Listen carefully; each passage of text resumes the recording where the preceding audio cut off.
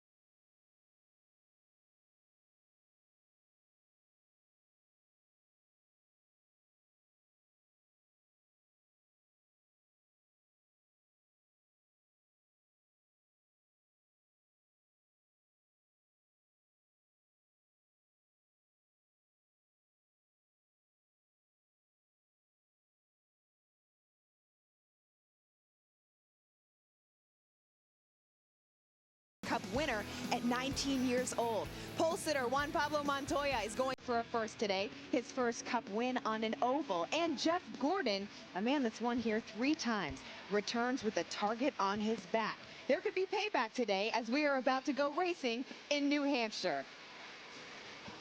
Welcome to TNT's Countdown to Green from Loudon, New Hampshire, where it is a pleasant 70 degrees, a little cloud cover. The drivers love it. They say the grip gods are there in their favor. I'm Lindsay Zarniak alongside Larry McReynolds and Kyle Petty. And right now we begin the push to the playoffs. We're going to talk about all about what that means. But first, a look back at last week's race in Sonoma, where more than one driver left with a serious axe to grind. Most notably, Martin Truex Jr., who was furious with Jeff Gordon. Clear. What the? Right in front of you. Hit this time. Still over there. 38 beside you.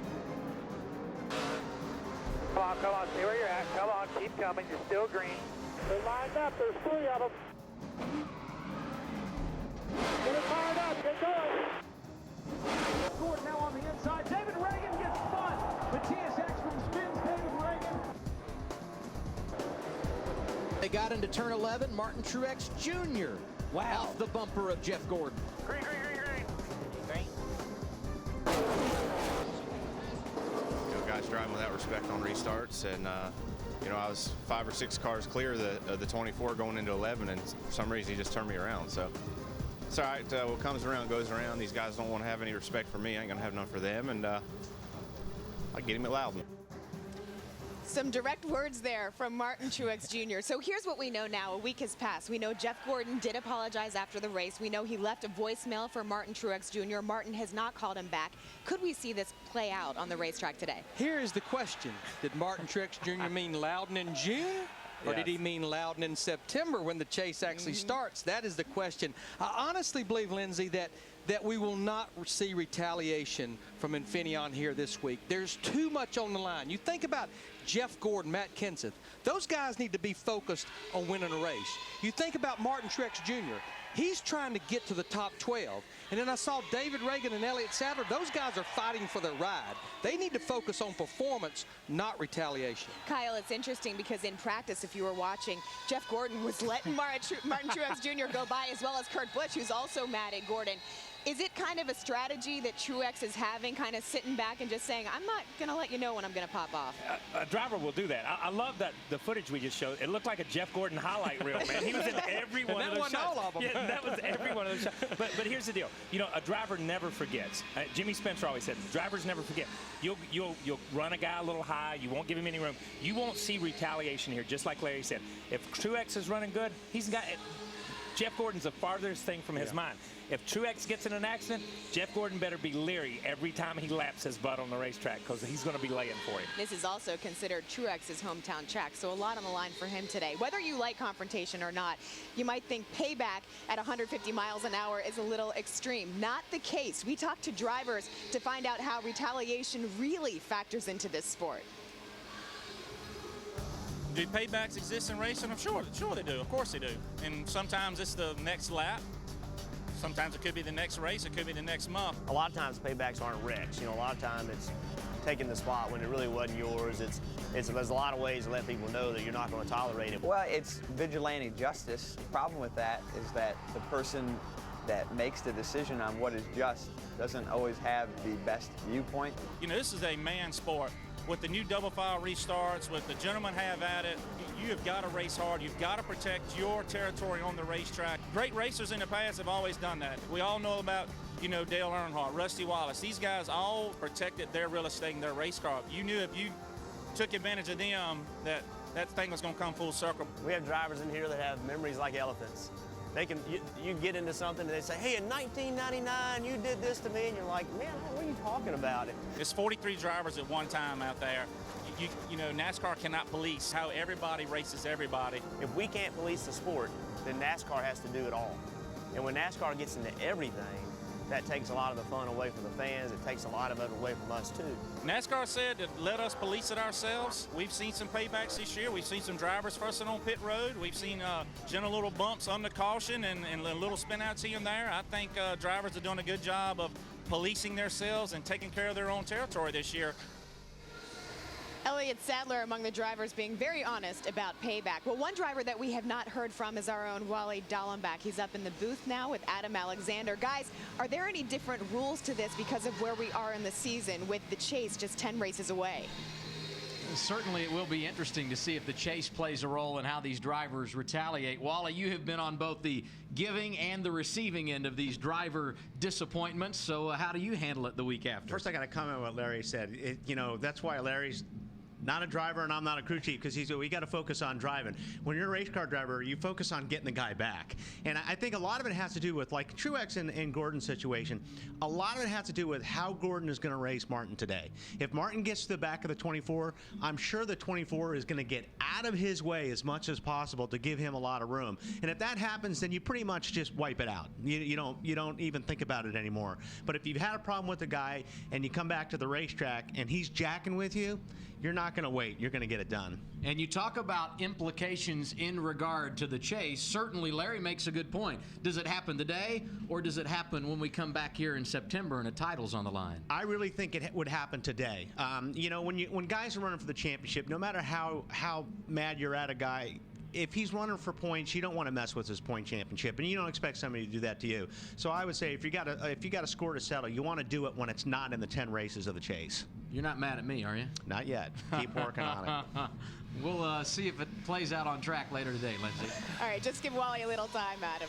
All right, no doubt tensions are flaring because everyone is focusing so much on the points. Teams cannot afford mistakes, and one of the biggest storylines from last week was just that. It was a huge mistake by Marcus Ambrose choosing to save fuel, losing valuable track position, and it cost him the win. The question, Kyle Petty, that I have for you is, after all of that, where they thought they were being strategic, how does a team bounce back from such disappointment? It's hard for a team like that because, you know, we look at the Hendrick organizations, we look at the Gibbs organizations, they have a shot at winning races every single week.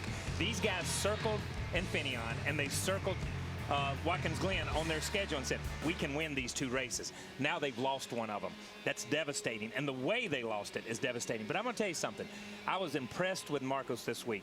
The interviews he gave, his line, the way he talked, the way he held himself, the way the teams carried themselves, they come right back here. They go out on the racetrack, and once you're back out on the racetrack, that's your comfortable place. So being at New Hampshire and back in a car, it's behind him now. Well, Larry, and you look at how it can't be missed opportunities. A guy that's got that this week is Juan Pablo Montoya, who sits on the pole. He's 20th in points. He needs every strong finish. But why is it so important at this race right now with 10 left and the fact that they'll be back here to start the chase? Yeah, I mean, this is the only race in these 10 races in the race to the chase that's a part of the chase. So you want to leave here, whether you win, run 5th, run 10th. You want to leave here with good information and with confidence when we come back in September that we can start the chase off right. When I think about mistakes, and you have to be mistake-free, I look at our front row.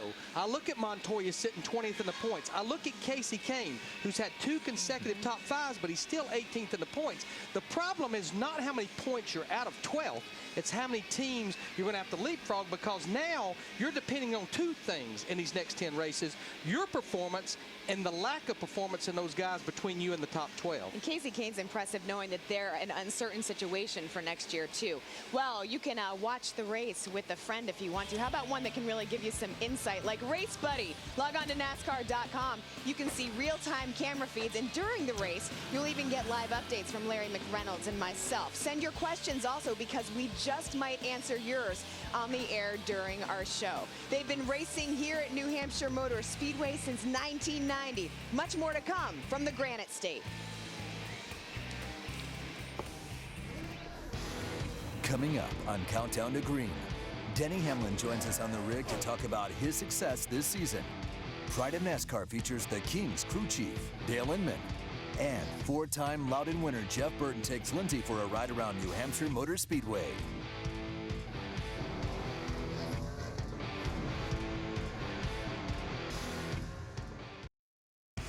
Countdown to Green is brought to you by Nationwide Insurance. Play the Nationwide Insurance Code Spotter Sweepstakes for your chance to win a custom Roush Ford Mustang.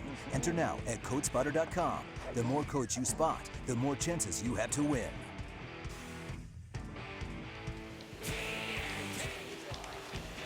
Welcome back to Countdown to Green on TNT. Carl Edwards, driver of the 99, has been recognized nationally for his fitness, not on a magazine.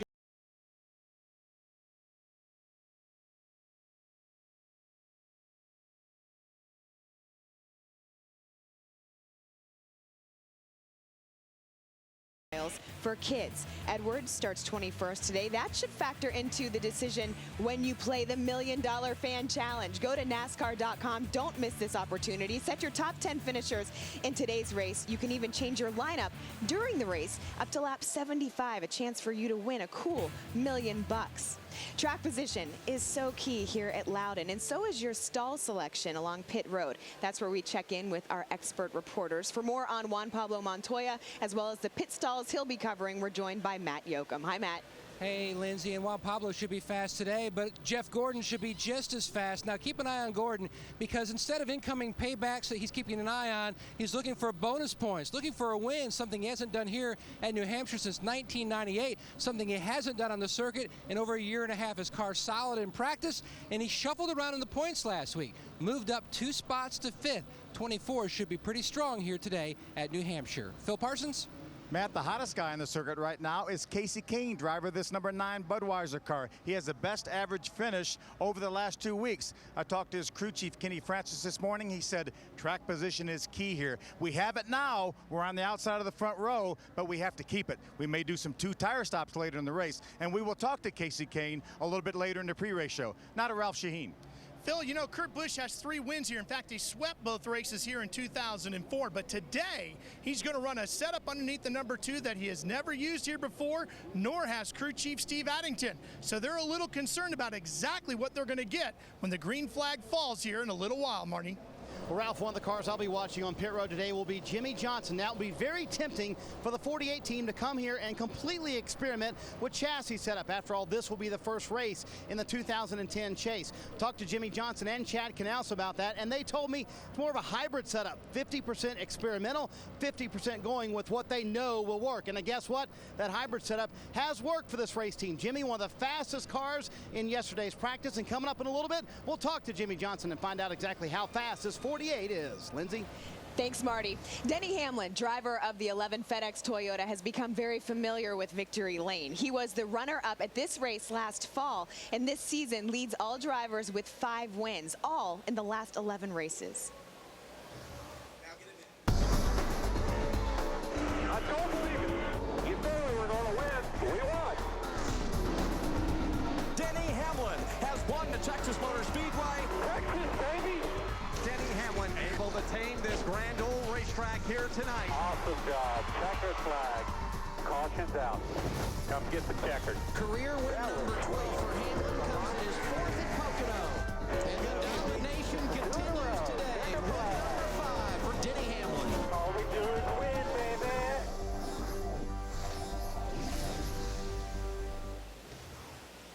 Denny Hamlin joins us now. You've been on such a roll. I know you struggled last week. You ended up finishing 34th, but things got so bad at one point, the hood was up against your windshield. How hard is that to drive when that's the case? Pretty tough. You really got to rely on on memory, track memory, and that's all I could really do. I had, a very, very small, bit of hole right at the very bottom that I could see a little bit, but as soon as we had elevation changes, I really couldn't see anything. Denny, you told me a few weeks ago, to me, one of the most heartwarming motivational stories I think that I've been told. You've been on the circuit for a while. You've won your 1 or 2 races a year. You've made the chase every year. But at Pocono last August, something happened to your life, and you found out something about you and your race car that day. Yeah, I mean, you never know what you've got left in the tank until your back's up against the wall and you've been put in a bad spot. And with the death of my grandmother that Friday before that weekend, she was my biggest fan, and for me I just felt like I had to win that weekend. I had to win no matter what, and I think we restarted 19th with like 19 to go, and just somehow managed to get a race win. So it's when you find that little bit extra speed and gut within you, I think I found out from that point on that there's something deep down inside I can dig and get out. Hey, last year, and we talked about it on the radio show on PRN, you guys came on strong the last 10 races. Y'all had a shot at beating that 48. You started out this year, and the first 6 or 7 races, you guys were there, but you weren't there. And I'm gonna have to eat a little crow because you went in and you had knee surgery, and I said, Denny's not beating them with 2 legs. What makes you think he's gonna beat them with 1 leg? You have kicked their butt in a 1-legged butt kicking competition right now. I mean, what happened? What happened? Sorry, that's a Southern saying. Only spoken like Kyle Petty. I love it. That's a Southern saying. So how what has that done? I mean, has that motivation or that surgery give you that little bit more motivation? Yeah, it's amazing. I mean, we always, whenever anything negative in the media is put out about us or anything like that, we'll poster it. We'll put it in the hauler and use it as motivation. We usually use the beginning of the year predictions when it's who will miss it, and our names mentioned in gonna miss it, gonna miss it, gonna miss it. We post it right up, and and we use it as motivation. And the knee stuff is no different. I really relied on my team to pick me up over those last over the few weeks right afterwards. And since then, our team's just been on fire. Denny, you have 2 teammates, and certainly Joey Logano's in his sophomore season, and we know that he's going to be up there winning races and bidding for championship in the future. I've got to believe one reason Joe Gibbs hired Kyle Busch and Denny Hamlin is the desire to win. I know you guys had the on-track incident in the All-Star race, a race that pays no points, a race that doesn't make a difference in the grand scheme of things. You guys actually help each other, and you drive each other, though, it appears to me. It's no different than the 24 and the 48. When you have a competitor like Kyle and myself on the same team, and Joey, by the way, is going to be up front very, very soon, it's motivation. We knew right from the very first test when he was still with Hendrick Motorsports and they let him come over and test Atlanta with the Gibbs cars. We had our first COT test in Atlanta. He got in the race car top of the chart. I was top of the chart until he got there. He showed up fastest. I went back out and I topped over that. So we kept going back and forth, and that's what it takes to keep the fire in your stomach. Have you guys ever gone back and readdressed that situation, or is it pretty much done and smooth? No, it is done. I mean, we debriefed for a good hour yesterday just talking about our race cars, and he enticed me to change everything on my race car. So we'll see how it turns out. Before we let you go, there may be Denny, a method to his madness. Yeah. Before we let you go, you had an opportunity to do a very special event, help a lot of people up in Boston. What was that about? Yeah, it was a special thing. I've got to do a lot of different things, charitable things with FedEx, but this one in particular, Boston, Massachusetts, we know has had some floods over the last year or so. So we donated a disaster relief vehicle just in case something like that ever does happen again. It'll provide food and water for those who need it. All right, Denny Hamlin, thank you so much. Good luck with those changes that Kyle Busch told you about. Have a good race today. Well, the fans are filing in here to New Hampshire Motor Speedway. This is certainly going to be a much widely watched race here today at this track where they have been racing, as we told you, since 1990. More action when we return. You're watching Countdown to Green on TNT.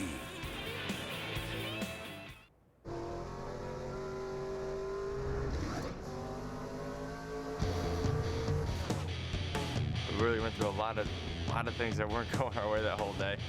And then putting down a left rear tire, spun out trying to get the pit road to left rear tire flat. That drew to caution. You know, he'll make our pit stop, and that's what really put us on a different strategy than everybody else. Towards the end of the race was just trying to run consistent laps. He's saying the rain's coming. I only had a few more laps in the tank. Save fuel for me. You got to save fuel. We're good for about 3 to 5 laps under green, so we go quite a few, okay? Just save fuel. Roll out, shut it off, shut all your fans off. I never want to race by, you know, rain shortened or anything like that, but I'll take it. Mother Nature helped, but crew chief Greg Zipadelli had a lot to do with Joey Logano's win last year. Now we move to a legendary crew chief who won more championships than any other. Dale Inman was instrumental to Richard Petty's success as one of the greatest drivers of all time. He is Petty's cousin and stood beside him in victory lane for all but 2 of his 200 career wins. Wally Dallenbach tells the story of one of the best leaders this sport has ever seen.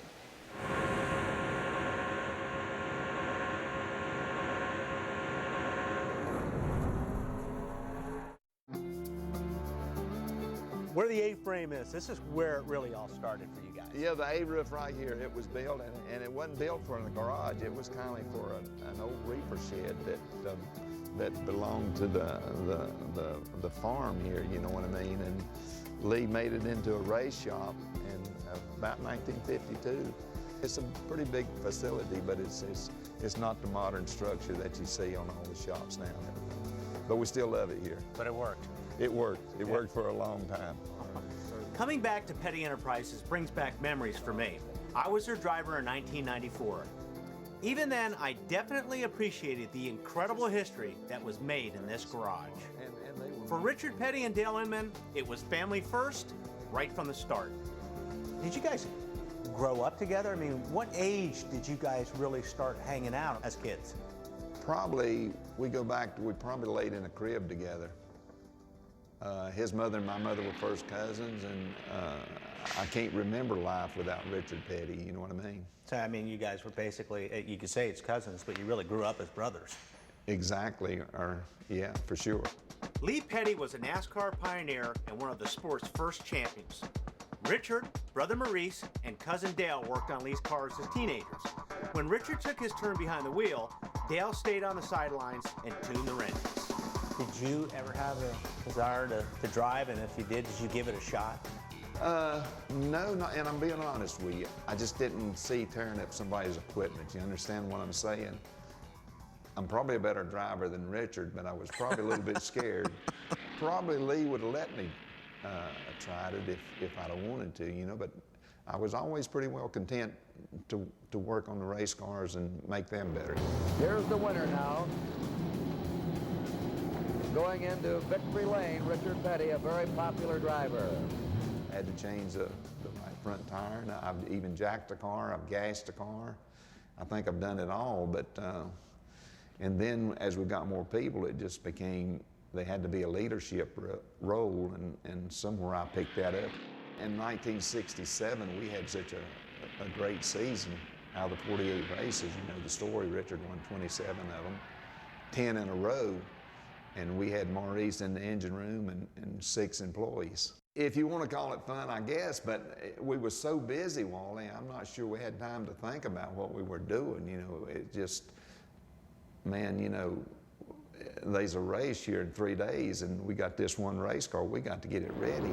Petty, the great Southern stock car driver, coming around now will take the checkered flag, an unprecedented 3rd Daytona 500 triumph, making him a man among men in stock car racing, and now for the flag in his 120th career victory.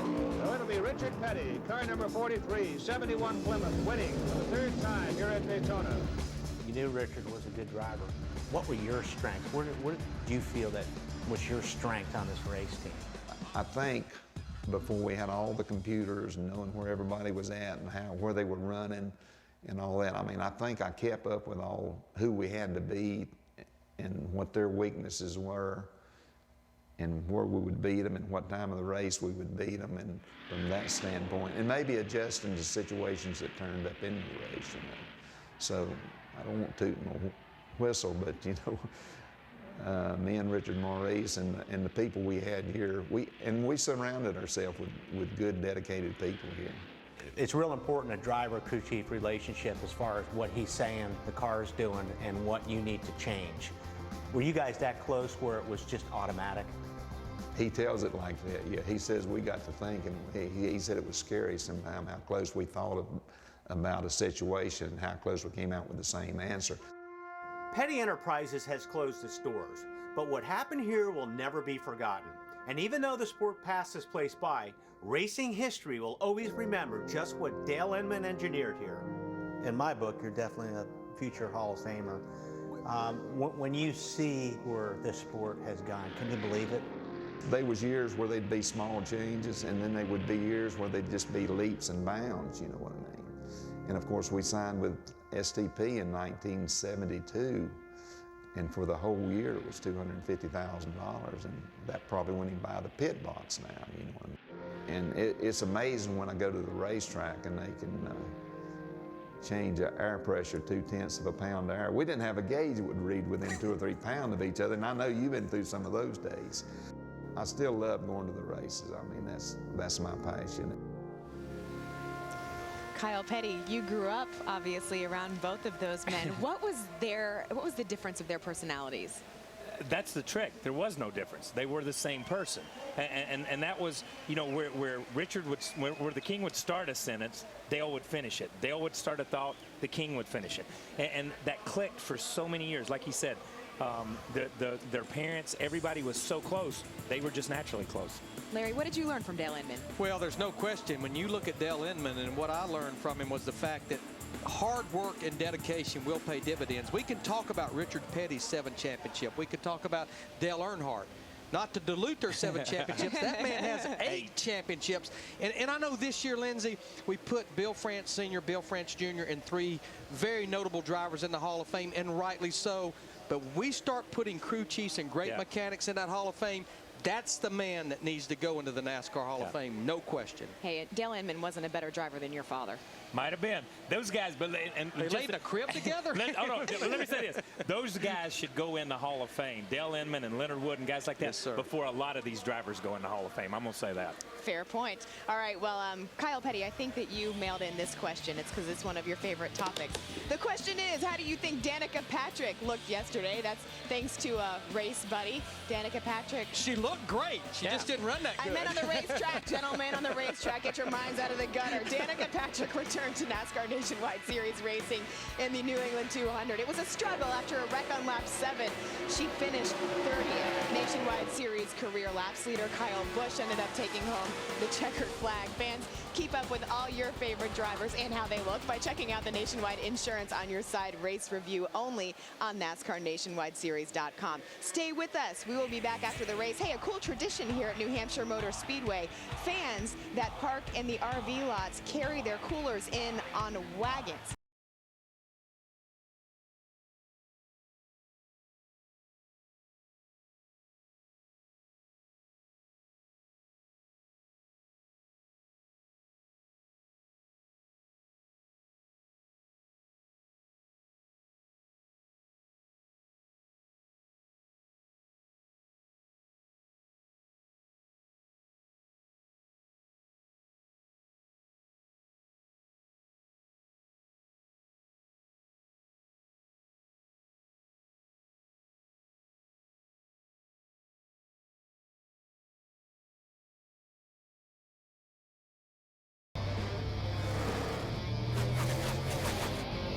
So they say that this, obviously it's a speedway, but they say that it races like a short track. Why?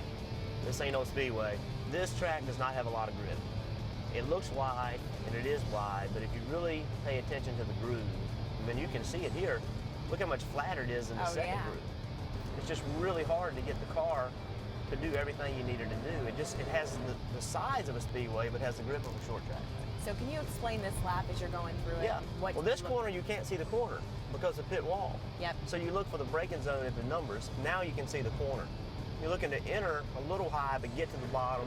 And then you want to use a little racetrack. Just let the car come up just a little bit, because that helps your exit. Now you can make a little straighter line and you can throttle up sooner. Some of the hard part about this racetrack is the visibility of being able to see where you want to be.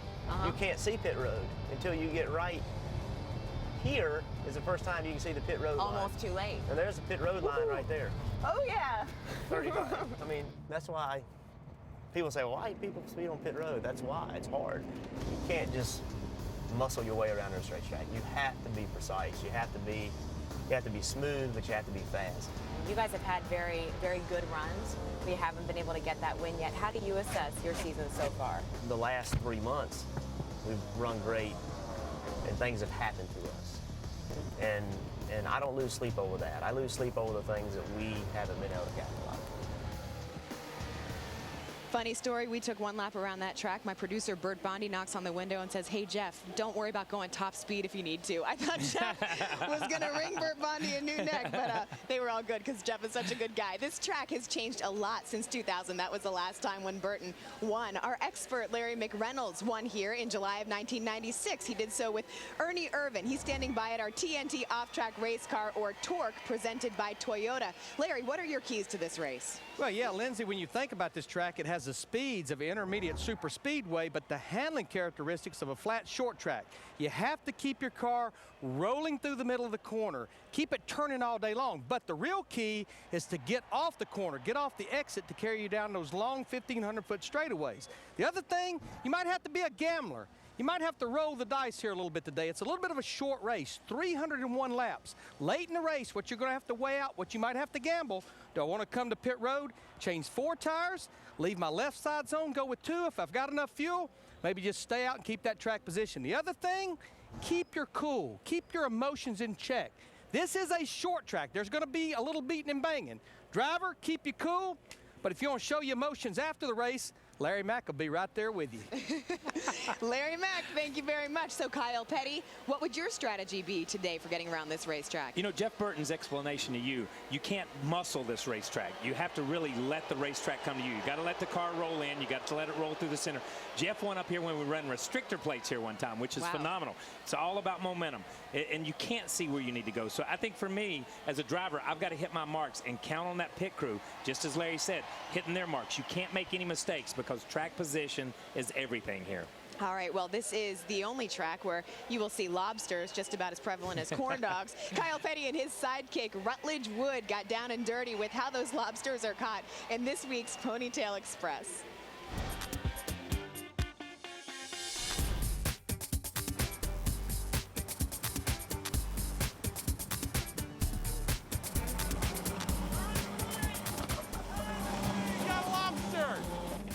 Look at that. Oh, they're huge. No, I don't want to hold it. Jeez Louise. Oh, he's angry. Oh, God, the boat's really starting to pitch. Real good. Oh, God, it's getting worse. Oh, no. We don't want to puke into the bucket. Dun, dun, dun, dun. Oh, look at the steam, man. Put him right there. Yeah.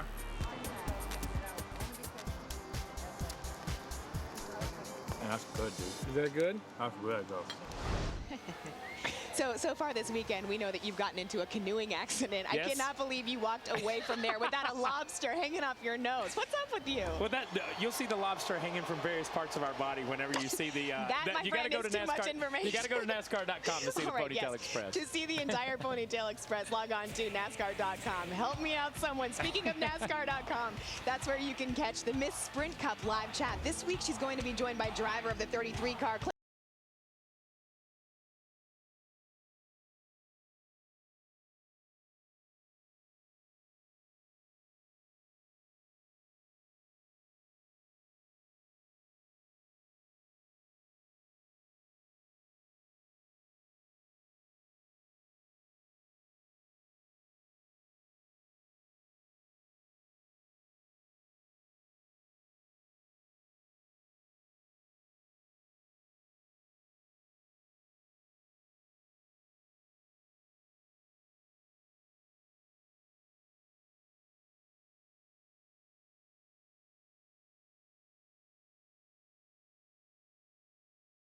top 12 last week, but Carl Edwards did lose 2 spots because of a 29th place finish at Sonoma. Dale Earnhardt Jr., meanwhile, can be hopeful. He is just on the outside looking in 13th, just 57 points out of that top 12. Casey Kane has moved up rapidly at 18th. He's gained 5 spots in the last 2 races. He starts second today, the most successful Ford driver at this time. Jimmy Johnson, driver of the 48, certainly has a lot on his plate, including some extra confidence heading into today's race. He won for the first time on a road course in Sonoma. He also won a lot of money this week to help out in the community, and he could get the call at any moment that his wife is about to have the couple's first child. Standing by with Jimmy Johnson is our Ralph Shaheen. Hi, Ralph. Hey, Lindsay. Well, that's a crazy week, isn't it? You got a lot of stuff going on in your world, and you just won the Pepsi Refresh program. You get $100,000 to donate to your charity. So where's it going? It's going to go to Be the Match. It's to try to help find recipients and donors for people with leukemia and stuff like that. So there's a lot of associated costs to go with that, and I can't thank Pepsi enough for their great involvement, and the fans for voting up against Dale Earnhardt Jr. and Jeff Gordon in a fan voting process, and we won. So that was really cool, and Be the Match is really going to appreciate that $100,000. And you won last week on the road course, and you've won here. You've swept here. Can you start off another sweep today? Is your car good enough? I think it is. Track position is going to be so important. There's so little available grip on this track. The lead car, even though we hate to hear it and talk about it, but there is an aero disadvantage being further back. And through that lead car, you've got a couple tenths on everyone, and everyone behind that's got to fight through it. So if we can keep track position, I think we've got a great shot with the Slows Impala. All right, good luck to you today, Jimmy. Marty Snyder, he's going to roll off 10th today. Well, riding in the truck with his teammate Jeff Gordon, who was so close to winning here last year, finished second in this race. Is the car as good this year? The car's pretty good. We didn't qualify too well, so we got some work to do. But I think that at the beginning of the run, I think we're actually a little bit better than we were here last year. And if we can get track position, I think we've got an awesome shot at it. And that's what we've been focused on all weekend long. And we've made some big improvements to the car in that second practice. So pretty excited about our day with the DuPont Chevy. You and I talked earlier this week, and you said it last week was not your favorite week at the racetrack. So, A, how do you manage that when you come back to the racetrack the next weekend? And then, B, do you race differently today, especially around those guys you had problems with last week? Well, you got to be smart and do what you can to try to win the race. And, that's what we're focused on. Whatever's going to happen is going to happen. I can't control that. I'm gonna just try to race hard and race smart and see what happens. All right, Jeff and I trying not to fall off this truck. We did a good job, didn't we, Jeff? Matt? Marty, it's a combo platter for Martin Truex Jr., the Napa guy today. First, Martin, how do you approach the Gordon situation, and also, more importantly, trying to get some bonus points and get a win as we get ever closer to the chase? Well, after watching the highlights of the race last weekend, I realized that it wasn't personal, so that helps a little bit. But we need to go out here and have a good run with our Napa Toyota. We've had a little trouble on Friday with qualifying, and the guys changed a lot of stuff in the car, and we had a lot of speed yesterday. So we got a lot of work to do to get up towards the front, and we got a good car, and I think we can do it. So we'll just work hard all day long and hopefully be around in one piece at the end of this thing. The Magic Mile special for the Truex family. His brother, his father have won here. Martin's won here not only in a nationwide, but also in the Old Busch North Series. Looking for a cup win today. Lindsay? Thanks, Matt. Kyle Petty, does that sound like he doesn't have a chip on his shoulder any longer, or what? That sounds like he has not forgotten. He's an elephant. Yes. What do you think? I mean, we talked about at the beginning of the show, we don't think that it's going to happen here today, but hearing those comments, it could be interesting to watch. Well, I even want to follow up on something that Wally said. It may not be a factor where you just turn right and wreck a guy. It may be where you just happen not to give him any room.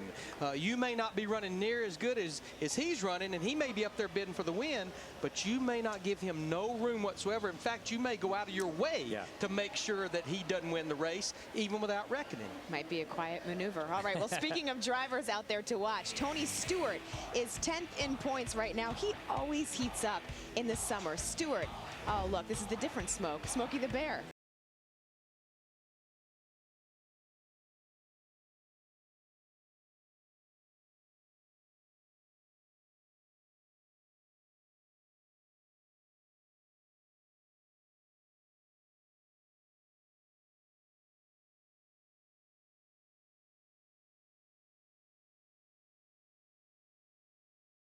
%. Call Geico at 1-800-947-AUTO or visit us at geico.com.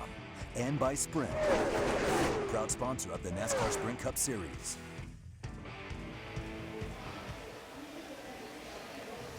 Welcome back to Countdown to Green on TNT. We told you before about the $1 Million Fan Challenge, a unique opportunity to choose your top 10 finishers on NASCAR.com. Kyle Petty, who are your top 3?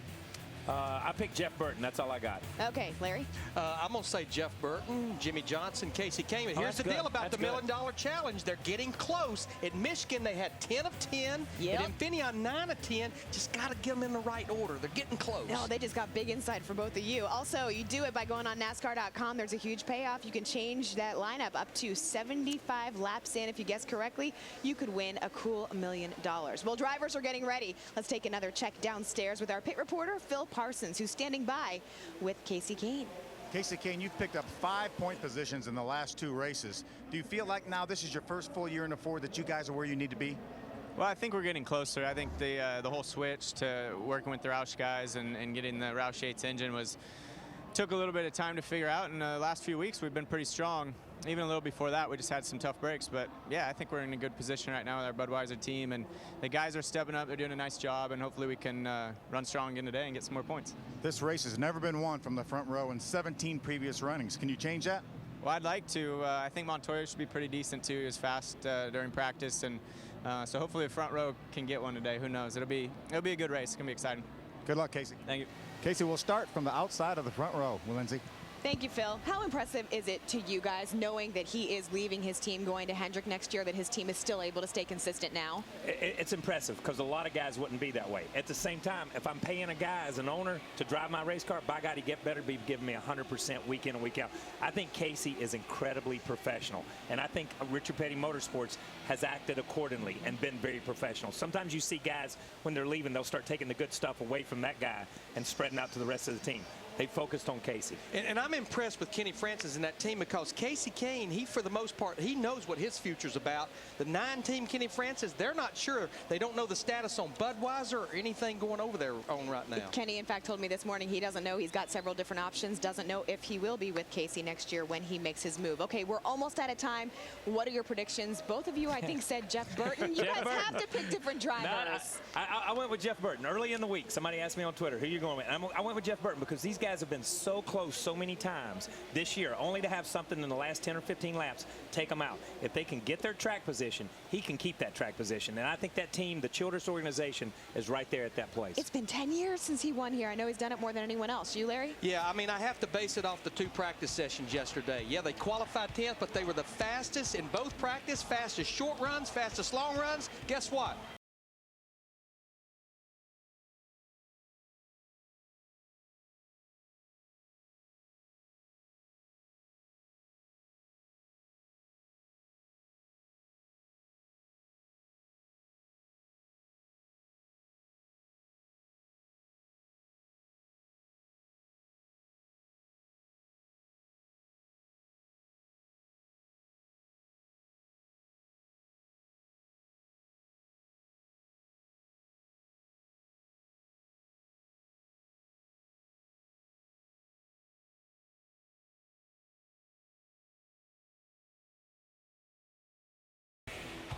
Welcome back to NASCAR on TNT from New Hampshire Motor Speedway. 301 laps, 318 miles. Right now, we're trackside for pre-race ceremony. Be standing and welcome the New Hampshire National Guard All Services Color Guard as they present our nation's colors.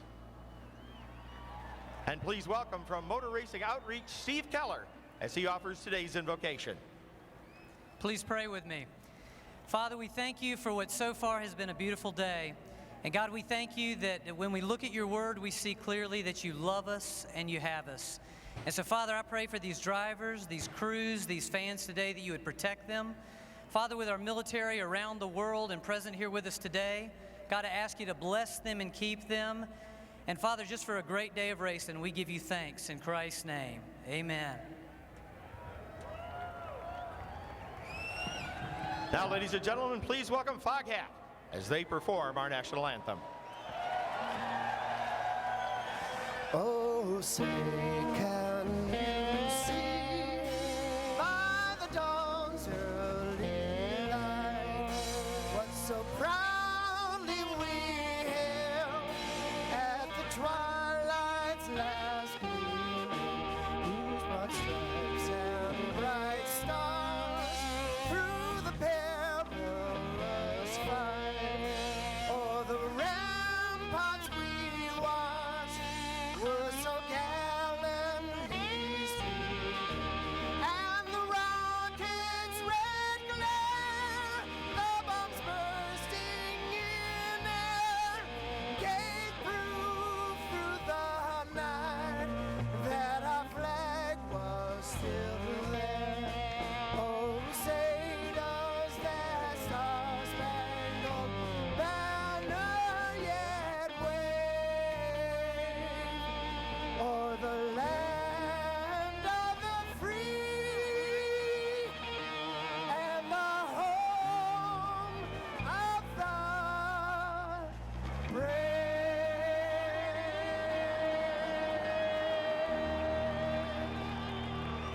Ladies and gentlemen, let's hear Foghat with an interesting rendition of our national anthem. They have been racing at New Hampshire for 20 years. They'll start again when we come back.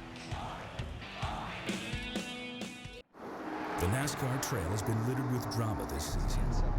It's not cool to intentionally wreck somebody at 195 mile an hour. And then plain simple just wrecked us. Nobody better keep me away from Denny. It was cooking, and he drove in the back of me so hard, but I made sure he wasn't going to win the race after that. Not his fault, you know. His wife wears a fire suit and the family tells him what to do. So it's right on the edge of making it personal. I don't talk to AJ hardly ever. I doubt I'm going to talk to him about this. Lost amidst the emotional theater, a four-time champion is quietly moved behind the points leader. Like a true competitor, Jimmy Johnson has responded to the gauntlet thrown down by the other 42, finding himself better positioned for the postseason than the last 3 years. With 10 to go until the chase, he and his challengers face a puzzling oval at Loudon that looks like a speedway, with races like a short track. With long straightaways and short fuses, this place could create some explosive racing. Will the drivers be distracted by rivalry and retaliation? It's all right. What comes around goes around. We'll get him. Or remain focused on the challenge at hand? The story unfolds on the TNT Summer Series from New Hampshire. Welcome back to New Hampshire Motor Speedway, where 10 different drivers have won the last 10 races. Our expert, Larry McReynolds, has been to victory lane here. Larry.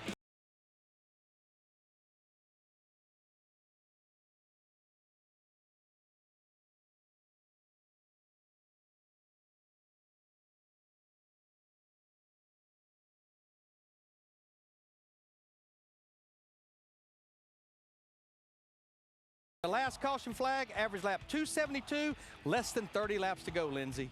Thank you, Larry. It was 1996 that Larry went to victory lane with his driver, Ernie Irvin. Drivers getting ready to fire up their engines today. In a moment, we're going to get the racing action. 301 laps. Let's send it downstairs right now for the command to start the engines. Now, please welcome today's Grand Marshals, the Dingaman family.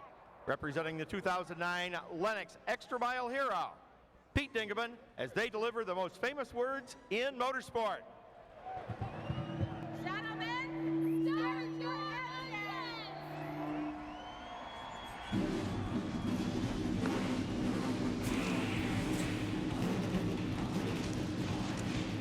When we come back, we'll see who has what it takes at New Hampshire.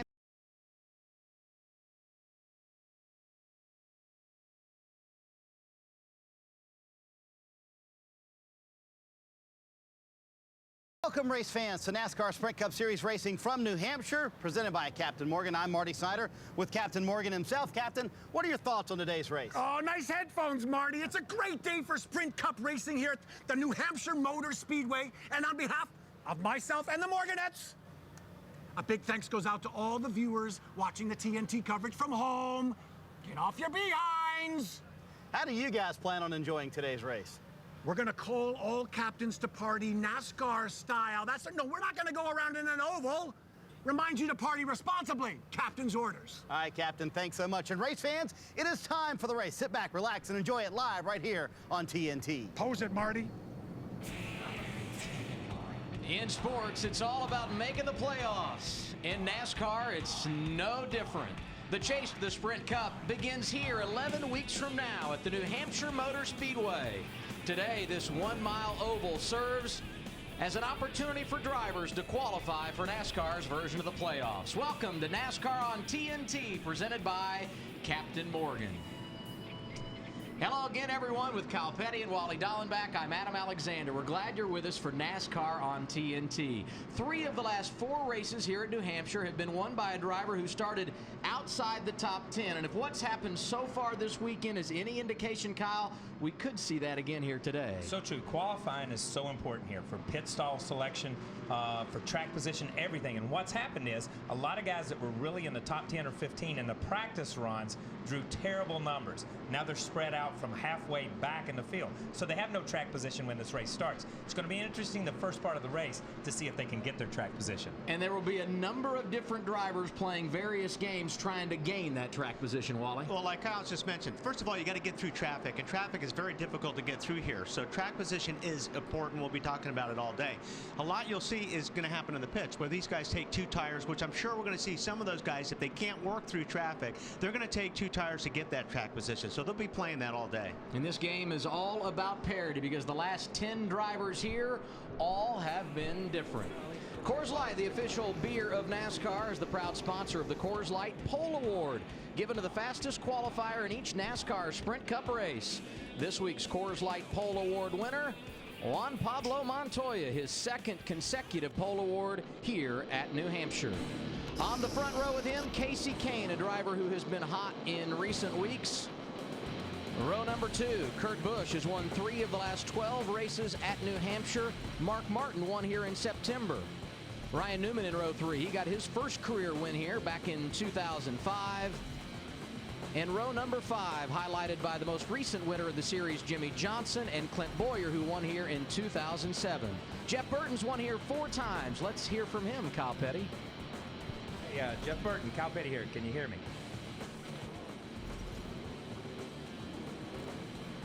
Jeff Burton, this is Kyle Petty. Do you have me? Yeah, Kyle, I got you. Hey, man, there was a few years ago here, you just owned this place, and the Childress organization, you guys in particular, have just been phenomenal this year. Today, you're starting 15th, 16th, 17th, right in that range. What's today look like as far as for you guys? It's been good in practice. We haven't been quite as good as we needed to be, but Todd and everybody made some changes this morning, and I feel real confident we've done the right stuff. So 300 laps down short, but it's still a little bit of a long race. So we gotta be smart and do the right things and have ourselves in the position we need to be in. All right, man. Well, good luck to you. You're my pick today, man, so I'm pulling for you. We're in the pool together. Less than a lap until we go green, so we get our Burger King race analysis for today's Lenox Industrial Tools 301. Just over 300 miles, 318.46 to be exact. Pit road speed today, 45 miles per hour. We want to keep our eye on that because there will likely be some green flag stops at some point during this race. And with that, you see the pit window between 70 and 75 laps. And 1 car going to the tail of the field. Bobby Labonte in the 7 this week for Robbie Gordon. He hit the wall here in practice on Friday. And a quick note, Montoya wins the pole but chooses the outside lane. Wally? I guess that's a little bit surprising. I don't know. I mean, you know, it usually takes a couple laps to get the pressures up on these tires. Normally the guy on the inside is going to push up the racetrack. I think I'd rather be the guy pushing up the racetrack right now than the guy on the outside. We'll see how it works out. We'll see how it works out indeed. In fact, right now, because the green flag's set to go in the air, race 17 in 2010. We're glad you're with us for NASCAR on TNT. We're underway in New Hampshire.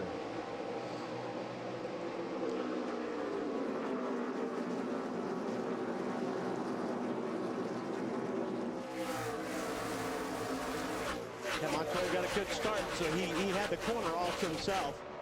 First battle for position. 5th, Ryan Newman working the inside of Mark Martin. David Ruderman there as well. Hornish a little slick off of turn 4. Yeah, these cars don't, I mean, this track doesn't have a whole lot of grip to begin with, so about in the next lap or 2, this would be the best the cars will be as far as getting a hold of the racetrack.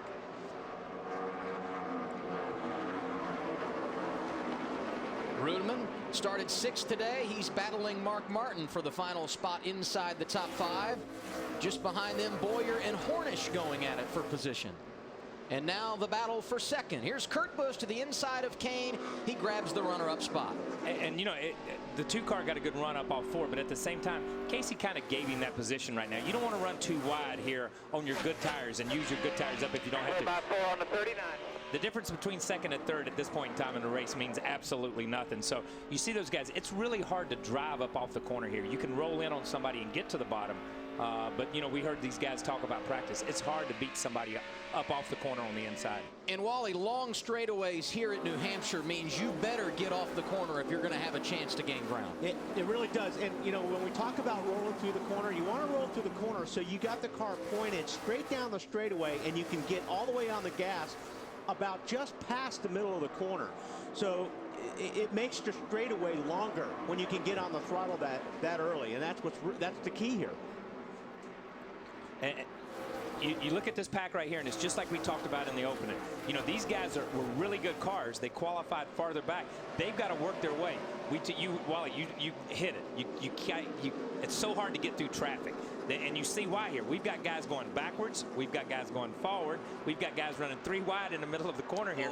It's tough to make time coming from the back. The whole time this is going on, those front 2 or 3 cars are getting away from it. Exactly. I mean, you can see when you guys are running 2, 3, they're a second slower than the leaders right now. So it is. And that's why the track position, when it comes to the pit stop, these guys will try to pick off as many guys as they can. But I really think when it comes to the pit stops, you're going to see a lot of these guys that are struggling in traffic, you know, do something different than everybody else in pit lane, like 2 tires. Saw Jeff Gordon and Jeff Burton running near one another on track. They both started outside the top 15 today. In fact, Gordon dropped back a couple of positions at the beginning of this race, but here he's working on Scott Speed for 16th. And he was struggling with Scott Speed. He just drove down in turn 3 and slid up in front of him. And that's what you'll see a lot here. This racetrack is so flat, you can really drive off into the corner and be a little bit more aggressive getting in the corner. But the center part of the corner, when the car begins to lose the front end or begins to wash up the racetrack, you got to make sure nobody's on your outside. A fine line between patience and aggression when you come to a racetrack like New Hampshire. Montoya, the race leader, after starting on the pole. We noted that he selected the outside lane, made it work for him. 1.2 seconds he's in front of second place Kurt Busch as Jeff Burton opens up the inside door on David Reagan. That's for 14th.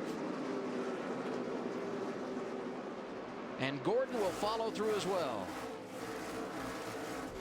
Almost looked like a running back with an offensive lineman in front of him. Burton cleared the way, and Gordon said, I'm following you through. It's good if you can follow somebody that'll do that, because he'll definitely open the door up for you if you can follow a guy like that. And Jeff Burton knows how to get through traffic around this place as good as anybody. But it's saying that, you know, like you said, they're 14th spot, but they're already 8 seconds behind the leader. Jimmy Johnson started 10th today. His teammate Mark Martin, realizing the 48 is quicker, just got out of his way. Just gets out of the way. There's no reason for those guys to run 2 wide, you know, 9 laps into the race. Mark sees him coming. He's already running down from 8 or 10 car lengths behind. He pulls over. Mark loses very little time. Jimmy loses no time. But to the guy behind them, they stayed equal. Jimmy Johnson, after that win last week at Infineon, his 4th of the year, jumped to 2nd in the standings. Very good in practice here yesterday.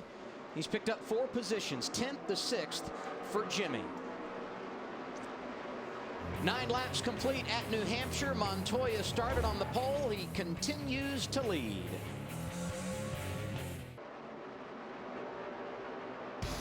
NASCAR Sprint Cup Racing from New Hampshire, presented by Captain Morgan on TNT, is brought to you by the Home Depot.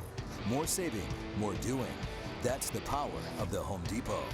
By new Gillette Fusion Pro Glide. Turn shaving into gliding and skeptics into believers. By Aflac, we've got you under our wing.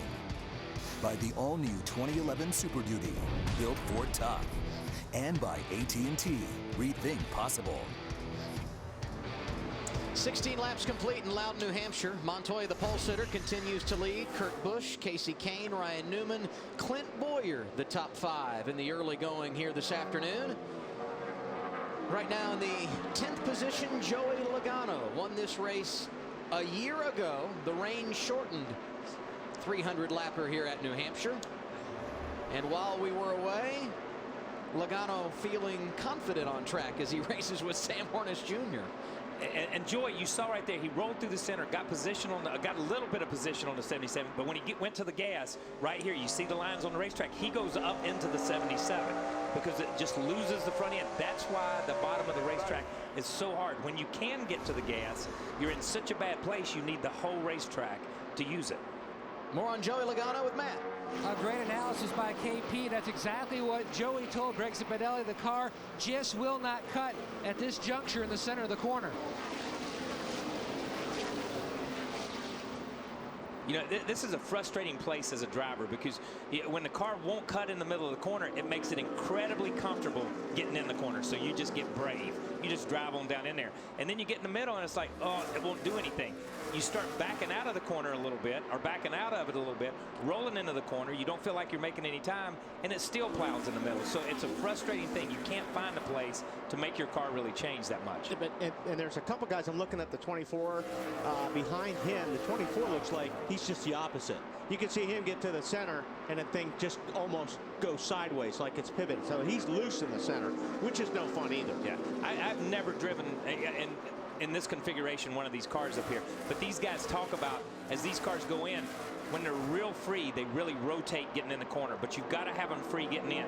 And there's nothing worse than getting to the end of one of these straightaways at 100 and whatever miles an hour, slamming on brakes and turning in and feeling that rear end get light as you float off in there.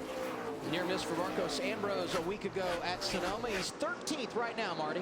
Yeah, so far it's been a pretty good weekend, Adam. I had a long conversation with Marcos this morning about what happened last week, and he said, listen, we had to come here with a different attitude. We had a team meeting Tuesday, told everybody to put it behind them. He said, listen, it was absolutely the most devastating moment of my career, but we had to come here relaxed and believing in ourselves, knowing we could run up front. That meant more than anything. So he said it could have devastated us, but we weren't going to let it. They came here with the right attitude, running pretty well so far this weekend too, guys. And you know what, Marty, and Kyle mentioned it in the pre-race. One of the guys that has the best attitude in this sport right now is Marcos Ambrose, because he really, I don't know if I could put it away like he put it away after what happened last week.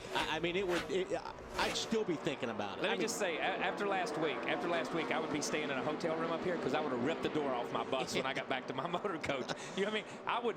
I could not have put it behind. But, you know, I think watching the interviews this week, and I said it on all the different shows he was on, the way he confronted it, the way he addressed it, it's like, okay, I'm going to put it in this box, I'm going to put it back here on a shelf, and it's behind me.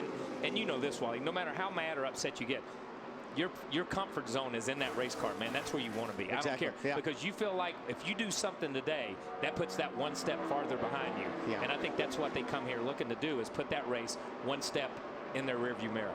Brad Keselowski trying to get around Carl Edwards. This is the battle for 15th. And with that, it's time for our Aflac Trivia Quiz. The average direct cost a company spends when making Aflac available to its employees, $0. After the change to 43-car fields in 1998, what year was New Hampshire the first track to record 0 DNFs, or cars that did not finish the race? Oh, that's a DNF. Hey, I'm trying to help some people, okay? What year was New Hampshire? I don't understand the question. Okay, yeah. I'll read it again. What year did they have no DNFs? No, did everybody finish the race? I think is what he's trying to say. I think I know the answer to that. I can't say it, can I? Don't say. Hold it, all right? We're only 24 laps in. Somebody save us. Montoya leads this afternoon. NASCAR Sprint Cup Series racing from Loudon, New Hampshire, presented by Captain Morgan. Good to have you with us on this Sunday afternoon. 31 of 301 laps complete here at New Hampshire, and Kurt Busch getting aggressive as Montoya worked lap traffic while we were away. Yeah, I think Juan just caught traffic, and he caught traffic in a bad place, too wide, and the 2 car just run in on him and run down under him, really, up here in turns 3 and 4. Once Juan gets back out and can use the whole racetrack, then Juan stretches it back out again.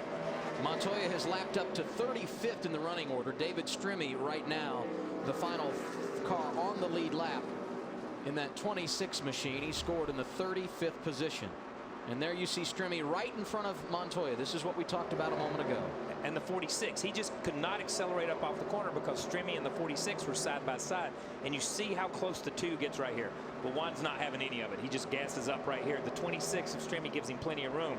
And then when we see our next shot here, see how far he's already stretched it back out from that close. I think the 2 gave him a little bit of a gift there too. Oh, yeah. He could have forced that issue and blocked the 42 car behind that guy. Kyle mentioned the 46 car. J.J. Yaley driving that one here today. Time to answer our Aflac trivia quiz. After the change to 43 car fields in 1998, you guys following this so far? 98. What year was New Hampshire the first track to record 0 DNFs? Which would be from 99 to present. Is that what you're saying? That would be from 99 to present. Finally, I got it right. It took us 2.5 minutes to get that figured out. Now we give you the answer. I don't know the answer. I thought I did, but 2007, 3 years ago in the fall. Wow. A.J. Allmendinger in a Ford. A lot of build-up for that. Yeah. Able to get around Carl Edwards. I'll be able to sleep tonight knowing the answer for that one. Adam, do you pick these? Is there any sarcasm right now? None at all. Saw A.J. Allmendinger up to 15th. He's the biggest mover in this race. Well, no, the 2 looks like positions he's gained. Yeah. He's moving in. Yeah, I agree. The 2 may have given him a gift a minute ago. Like you said. Going into 3. First caution of the day for debris. It's over in turn 3, and the caution coming out at lap 34.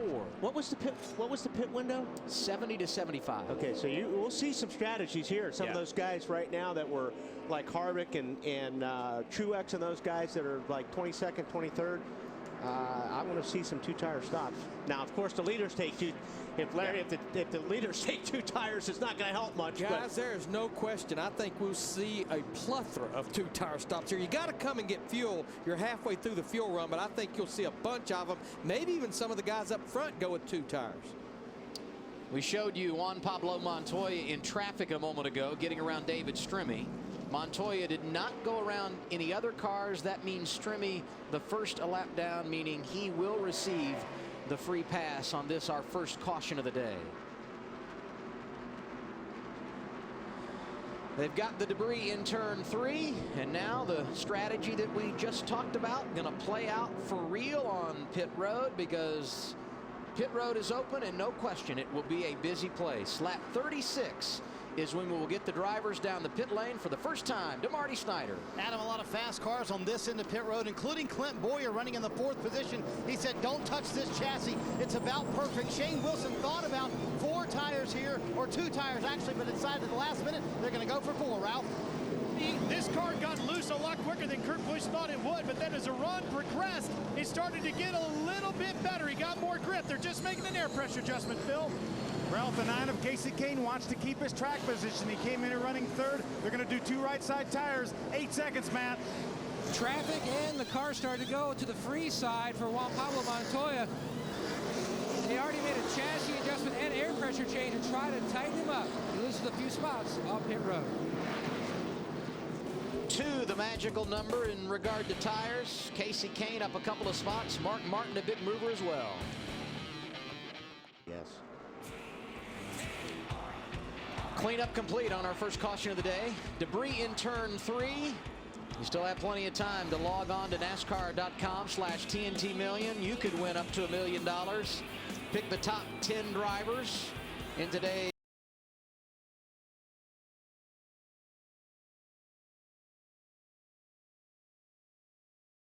million, or rather NASCAR.com/TNT Million. The restart happens at lap 39. Front row, Casey Kane and Mark Martin. 8 drivers took 2 tires on those pit stops.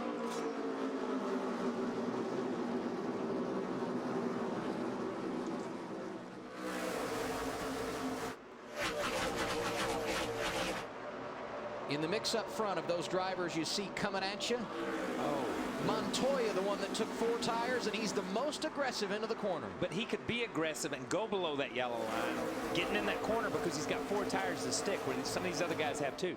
That was an aggressive move, going into the corner 3 wide and ducking below onto the dirty apron at that time. And we don't have a yellow line rule here at Test Racetrack, so if you want to go in the grass, don't recommend it, but you can go as low as you want in these corners. But I'm going to tell you something. There's guys that are watching, and Larry could probably speak to this. There's guys that are watching to see when these 2 tires, 4 tires equalize between the 42 and some of the guys that took 2 tires, and how important it is when it gets late in the race if you're going to gamble and take 2, or do I take track position and take 4. Kyle Busch, Matt Kenseth, Casey Kane, Mark Martin, David Reagan, Greg Biffle, and Joey Logano some of the drivers that elected to take 2 tires on those first stops of the day at lap 36. That's a good shot right there. It showed the 42 really rotate in the middle, pick up the gas, and Kyle Busch, he was right there on the nose. Kyle gave him a little bit of room, and he took that position. It looks also like the 42 is driving pretty hard right now. You know, you could tell he's up on the wheel at this point. This the battle from second on back. Kasey Kahne, the race leader. The interesting part a minute ago, we see the same three cars up front, the 2, the 9, and the 42. They're in a little bit different position right now, as we see these guys 3 wide right here. But the thing was, once these guys got out, they seemed to equalize after a little bit. But remember, they all started the race on equal tires. Now they're on a little bit different strategy, so you'll see how it works out. But they're still the same 3 cars up front. Clint Bowyer has looked good this weekend. Had a nice qualifying run. You saw him, as Kyle talked, go around Jeff Gordon, Joey Logano. Bowyer right now scored in the 7th position. And Wally can speak to this.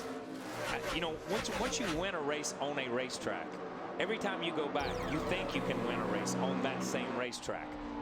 You hear professional golfers speak about it. You hear guys home court advantage. All of a sudden, that track becomes your home court. I don't care if Clint Bowyer is from Kansas. This is his home track because this is where he feels confident. First career win came here in 07, Wally. Yeah, and Kyle's right. I mean, you look at the guys that run this place. Well, I mean, Ryan Newman won a modified race here yesterday, you know, or the day before. So you get to a track where you really like, you look forward coming back to. And let's not forget, this is the first race in the Chase when they come back here in the fall. This is an important place to get your car right, not only for today, but so when you come back, if you're going to be in the points hunt, you've got to run good here. You mentioned Ryan Newman. He got his first career win in the Whelen Modified Series here yesterday. His first Cup win came here as well. And right behind him, Joey Logano, another of those first-time winners at New Hampshire. He became the youngest driver to win in the Cup Series 1 year ago. They are right now 10th and 11th on track. Just in front of them, a couple of drivers who've been moving through the field nicely. Veterans Jeff Gordon, 3 victories at New Hampshire, and right behind him, Jeff Burton, who's won here more than anyone else. And Jeff's one of those guys. It's just one of those guys. You're not going to see a whole lot out of him until we get to the end of the race, and then he'll be there. Tony Stewart, one of the drivers trying to get out of line, tucked in behind David Rudeman and David Reagan. Smoke right now in the 14th position. Not looking too bad, Marty. Not too bad so far, Adam, and he's one of those guys we were kind of keeping an eye on. Started 25th today, and yesterday in practice, one of the best cars out here.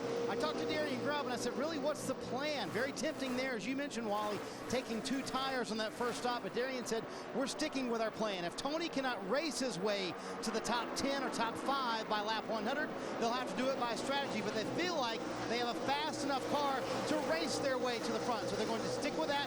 4 tires on this last stop for Stewart, a little too loose, so they did a wedge adjustment, trying to tighten it up a little bit, slowly making his way through the field. And Marty will ride along with Smoke. And fans, if you want more TNT coverage, the Coca-Cola in-car camera on Race Buddy lets you ride shotgun with Coca-Cola Racing family drivers. Check out the Coca-Cola in-car camera on NASCAR.com's Race Buddy. You can do so right now. And you know, that's an easy decision for a driver to make. If you've got a good race car, and you know, a little bit loose on the exit, the rest of it's pretty good. The caution comes out, you'd rather take 4 tires and do that. You know, you don't want to take 2 just to put you up there, because then you're on just 2. But if you feel like you've got a good race car, a driver a lot of times will go, yeah, just give me 4, we'll get there. And before we had this caution, he had picked up 9 or 10 positions, so he was racing himself to the front. He was coming to the front. That was cool, because we just caught that. He comes up off the corner, keys the mic, and tells him a little bit loose up off the corner, but other than that, I'm pretty good. That, a lot of times we hear the audio and it's under caution. It's pretty cool how calm he was right there, just running along, catching these guys in front of him. How quickly do they spread out here at New Hampshire? Stewart running good, but he's 7.5 seconds behind leader Kasey Kahne, who took the lead on that exchange of pit stops after taking 2 tires. He's been out front the last 13 laps, Phil. He sure has. Kenny Francis raised the track bar a little bit. Adam, he said he was a little tight across the center of the corner. He took a little bit of air out of the right front tire. Right now, Casey has not said anything about the car, but his car is consistently one of the fastest on the racetrack, if not the fastest, Matt. Phil, when you look at the 42 car, Kuchi, Brian, Patty told me this morning they learned a valuable lesson this weekend, and they see it week in, week out. When you fix the car in one area, you can make it worse in another. They migrated back to their setup that they were using on Friday and let Juan Pablo adjust from the inside the cockpit as far as trying to help his exit. They were back to the speeds near the end of final practice, and he's back trying to chase down that 9 car, the car on the free side like it was on Friday. And Wally and KP, time and time again, you guys behind the wheel, again, show how much of a difference you can make with that right foot. Well, you know, and the only adjustment a driver really has in a car is the brake bias. So you can help the car a little bit if it's doing one thing or another on brake bias. But another thing is, and this, Kyle, is a hard place to change your line because there's only like a line and a half to work with this racetrack. So, you know, you can search a little bit to try to put the car where it wants to go, but there's really not that much room at this racetrack. It looks wide, but it's not when you're out there racing. Jimmy Johnson looking solid today, 10th to 3rd in the early going. Casey Kane and Montoya 1-2. They're the only drivers in the top 12 who haven't won at New Hampshire.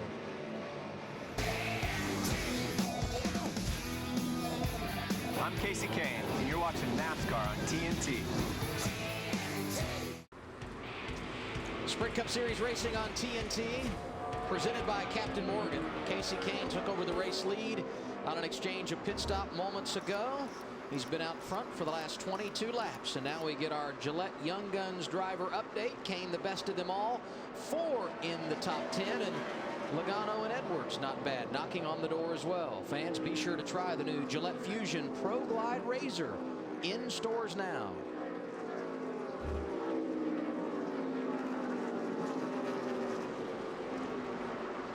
Montoya started this race on the pole, led the first 36 laps. We told you Kane took over the race lead. After a caution at lap 36, everyone came to pit road. Montoya is still running in the top 5. He's 2nd. Jimmy Johnson 3rd. Kurt Busch is 4th, and younger brother Kyle is 5th after starting outside the top 20 today. Ralph? Yeah, he actually started 22nd, Adam. He got great track position by a lot of hustle from the crew on that last pit stop. They only took 2 tires and made an air pressure adjustment. But if you listen to the radio, you'll hear he's not real happy with the way the car's handling. Car's junk, man. I can't get on the gas at all coming off the corner. Just shattering the right rear tire now. Hey, 10-4. We're all right. Got our track position. Take care of it. We'll work on it for you. If they can calm that car back down on this next pit stop, he could pull the double off this weekend. Adam, he won the nationwide race yesterday. That was his 6th win of the year, and in getting that victory yesterday, Ralph, he led 125 laps and became the all-time leader in nationwide series history as far as laps led, passing Mark Martin. Right now his concern, though, Wally, the man behind him. Burton looks good early. Yeah, I don't think he's going to be concerned long. Burton definitely has the better car here, so I don't think Kyle's going to push that issue. But, you know, this is one of those racetracks where you have to almost make small adjustments sometimes. Like we talked about earlier, you can go too far, and if the car's doing one thing, you can make a change and it go completely the other way. So that problem that the 18 has, Kyle Busch, I think, you know, that sounds like a tire pressure deal or something very minor that is going to put him right back. It's not like he's completely out to lunch. I mean, he's running in the 6th or 7th spot. And he's complaining that his car is junk. At the same time, like you said, he's running 6th or 7th, and that's a good example right there. You heard his crew chief say, we've got track position. Let's just keep it and work on it. That way, he just pulled over. You saw it going down the backstretch. He pulled over like Mark did earlier, let the 31 go because he was so much faster to keep his track position. They didn't lose a lot of ground right there.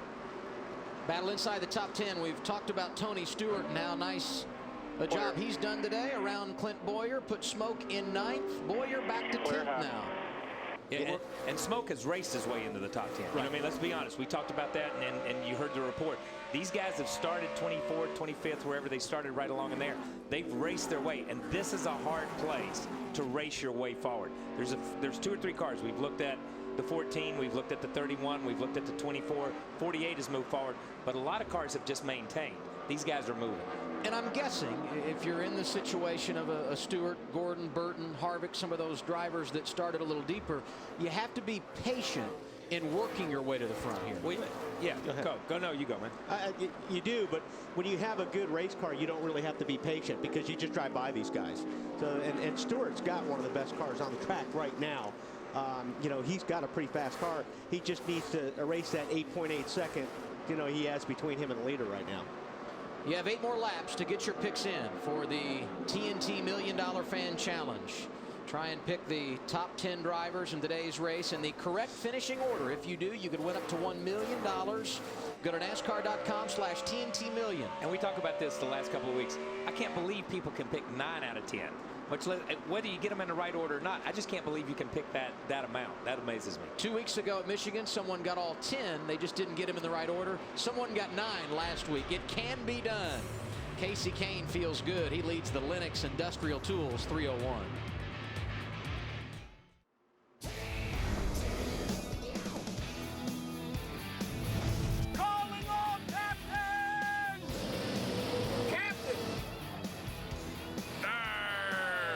Reminding all NASCAR fans to party responsibly. Captain's orders.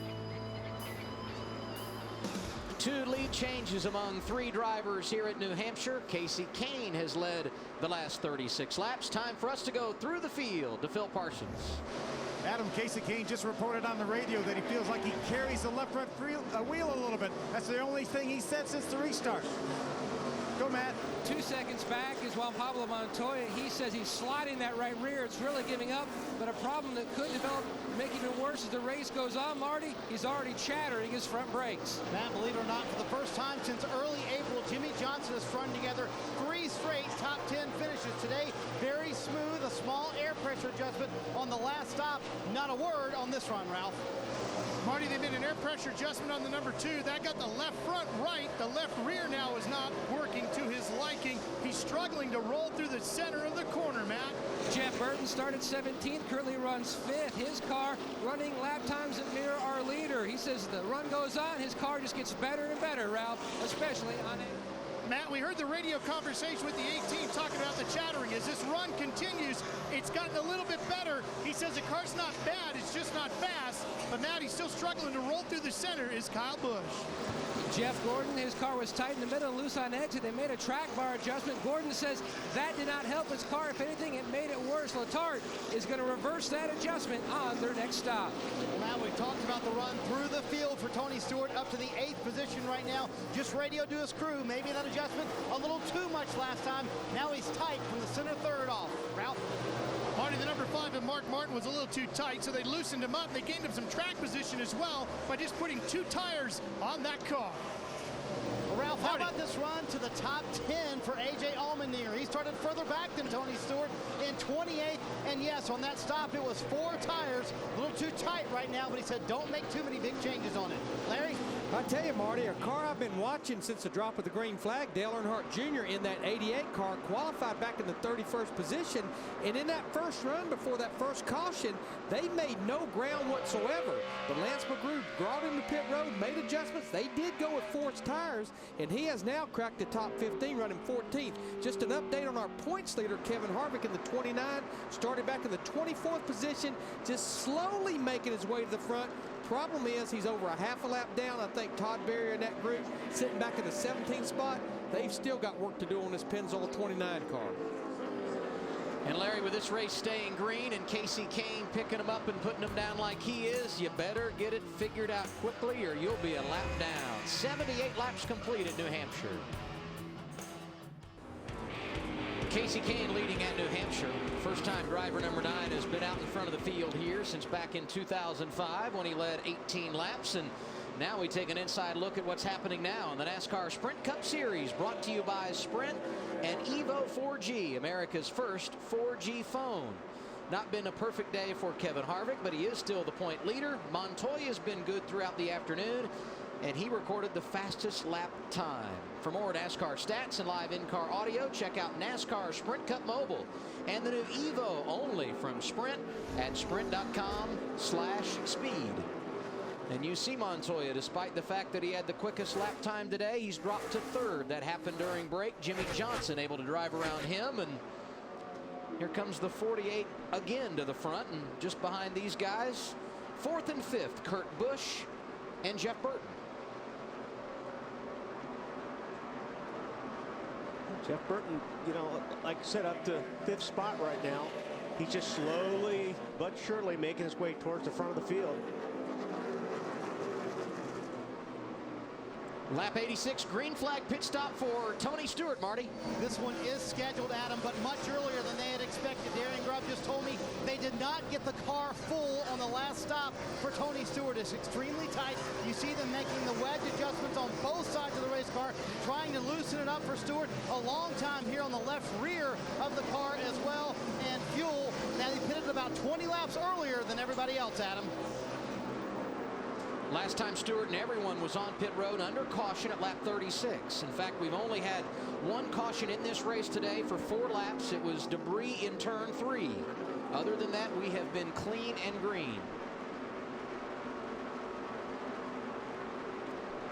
You got these long straightaways here at New Hampshire. That means you drive it hard into the corner. And one of the things we talk about a lot when we get to this racetrack is brake bias, Larry. Yeah, I'm here at our TNT test car, and you heard Wally and Kyle talking about the drivers adjusting the brake bias. A NASCAR Sprint Cup Series car has 2 separate brake systems, one for the front, one from the rear. You see right here, we have 2 separate master cylinders. But one thing that a driver can adjust from the cockpit without coming to pit road is that brake bias. He has this knob right here within his reach, sitting right here on the right side leg rest. And what he can do, he can crank and put a little more pressure to the front, or he can crank a little more pressure to the rear. And how that works, if the car is a little bit loose getting in the corner on the braking, you'll crank just a little more front to it. If the car won't turn getting in the corner on the braking, you can crank just a little more rear to it. So that's just one of the adjustments that these guys can make. And you know what? You may adjust it over the course of a run. You may put more front brake in it when you're full of fuel with all the weight in the rear. And as you burn that fuel load off, then you may have to crank a little rear brake into it. One correction, Gil Martin is now the crew chief of the 29 car. Richard keeps swapping crew chiefs on me. Yeah, but Larry, you said this is one of the adjustments for the drivers. You guys won't let us have any other adjustments in the car. Well, there's a reason. And you know what? Y'all can't even keep up with how many times you turn this knob. McReynolds won't let you have any toys either. He's got all of them, including the one you just saw. It's the TNT off-track race car presented by Toyota.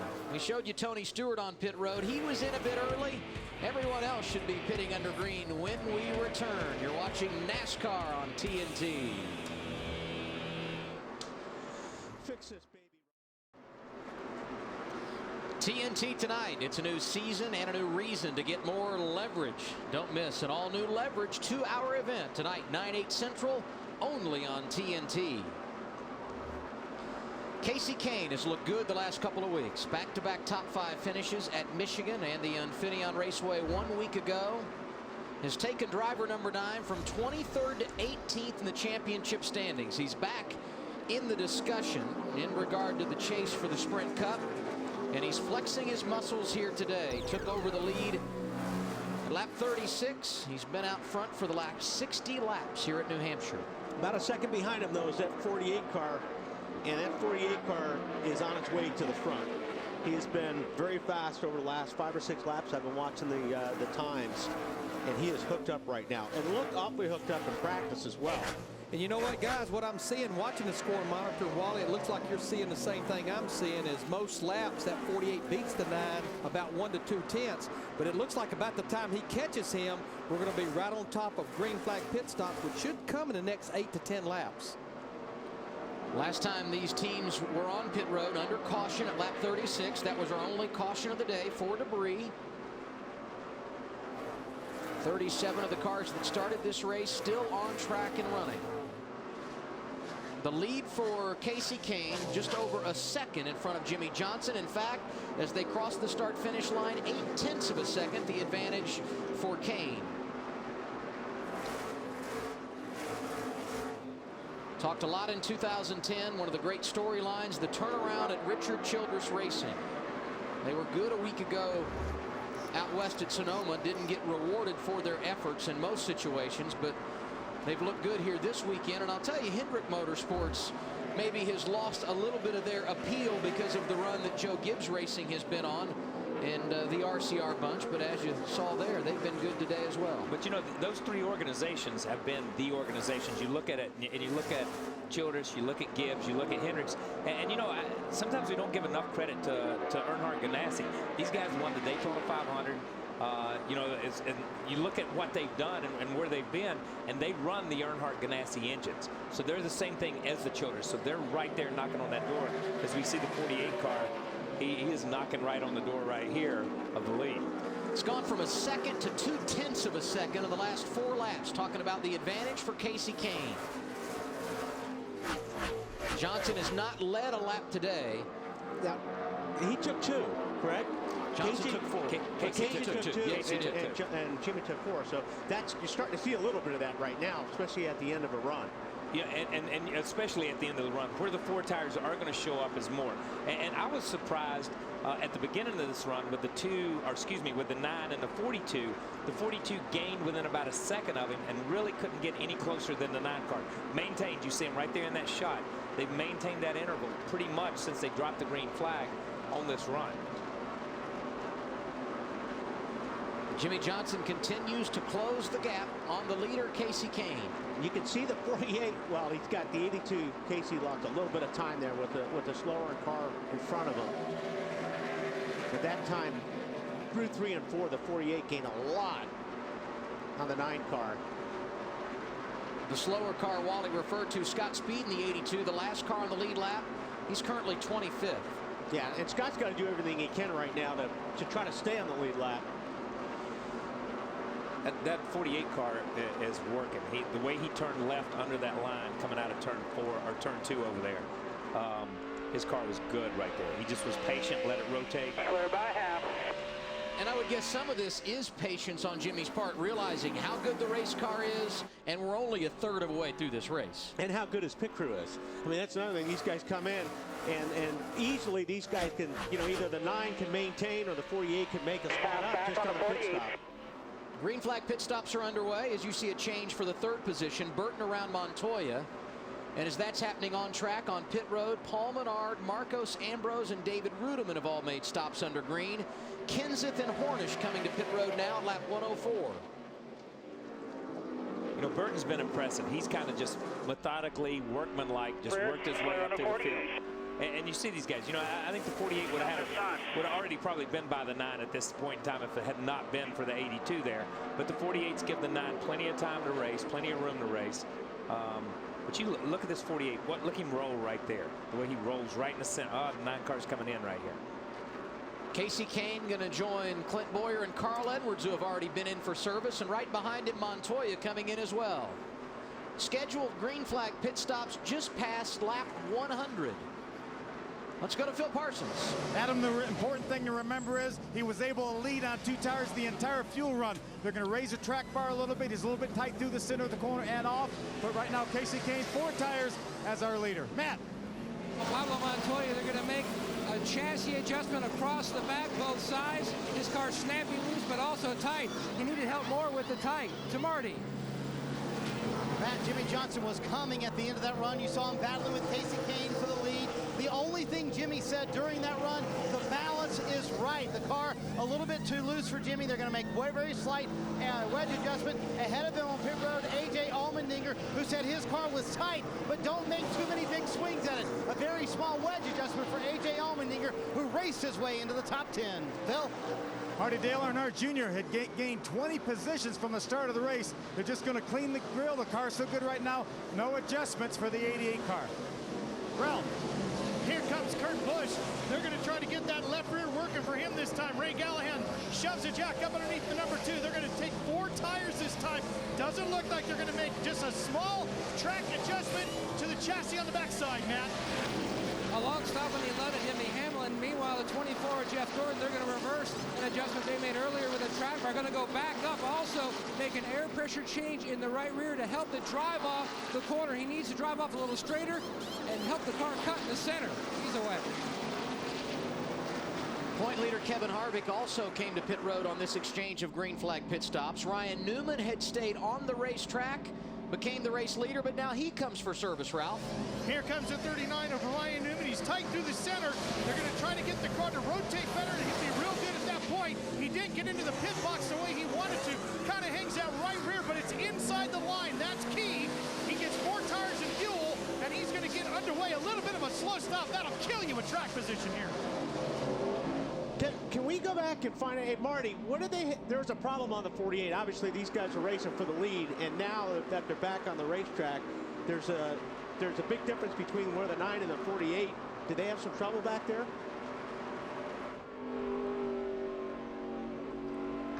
You see Casey Kane on track here. Here's the interesting thing. Yeah, and Marty will get back to us. Here's the interesting thing right here. The 14 is leading the race. Remember, he didn't get his car full of fuel. He had to pit early. That shows how much time he made up when all those guys were on old tires. Now we're going to see these guys drive back past him because now they have 10 or 15 laps fresher tires. But that happens here. You see how that cycle, all of a sudden, Tony was out the lunch, a lap down, 29th, 30th, right along in there. Now that it's cycled back, the 9 car comes out obviously in front of him or comes out behind him and passes him, but he has track position if he could get a caution sometime now. You're right on board with Tony Stewart. He's now in second. Casey Kane able to go around him. Green flag pit stops complete just past lap 100 at New Hampshire. 116 laps complete at New Hampshire. You're watching NASCAR on TNT, presented by Captain Morgan. Casey Kane leads this race. We continue under green. And how important are green flag pit stops? Here are the numbers. Kane leading, Kyle Busch is second, Jimmy Johnson now being scored in the 9th position. All of this changes taking place on that cycle of stops a moment ago. Well, yeah, the pit stop killed Jimmy Johnson, whatever the problem was, and Marty can let us know what happened down there, but those guys came into the pits basically nose to tail, so to speak, and now there's a big difference in where they're at on the track, Marty. Yeah, Wally, what happened was they hung a lug nut on the left rear at the very end of the stop for Jimmy Johnson and couldn't get it back on. They had to hand grab the lug nut to be able to get it back on there and get Jimmy back out on time. You see that one very small mistake and how much time it cost them on the racetrack. This is a team that very rarely makes a mistake on pit road, but the good news is they made it early in the race. They've got time to catch it up now. Yeah, like Marty mentioned, that one little mistake right now, there's 7 seconds between him and Casey Kane. And that's a tough 7 seconds to make up. And the problem is that 7 seconds he had already made up one time. So now you got to go back and make it up again. He had already driven up there. And that is the part that as a driver frustrates you sometimes. But let me tell you something. What goes around comes around. We've seen Jimmy make mistakes. We've seen the crew make mistakes. Something that they don't normally do, but at the same time, they've rebounded from all their mistakes too. So I don't think it's killed them at this point in time in the race. Tony Stewart, one of the big movers today, up 20 positions from where he started, but he's about to fall outside the top 5. Jeff Gordon driving around the outside of smoke for that position, right behind Kurt Busch, who's been good throughout the afternoon.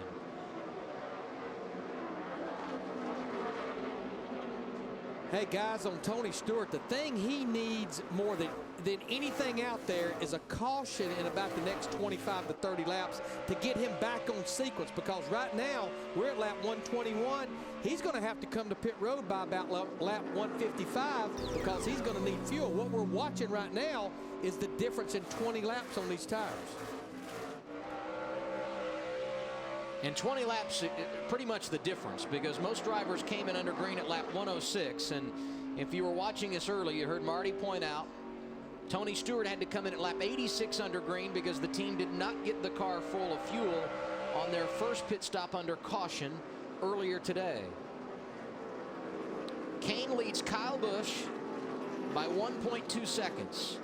Busch was 7th prior to those green flag pit stops. Montoya, Burton, Jeff Gordon, the top 5.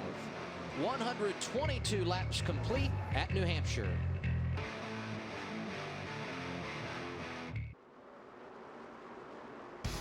NASCAR Sprint Cup Racing from New Hampshire, presented by Captain Morgan on TNT, is brought to you by the Home Depot, proud sponsor of Joey Logano and the number 20 team. Race fans, visit HomeDepot.com for all your home improvement needs. More saving, more doing. That's the power of the Home Depot.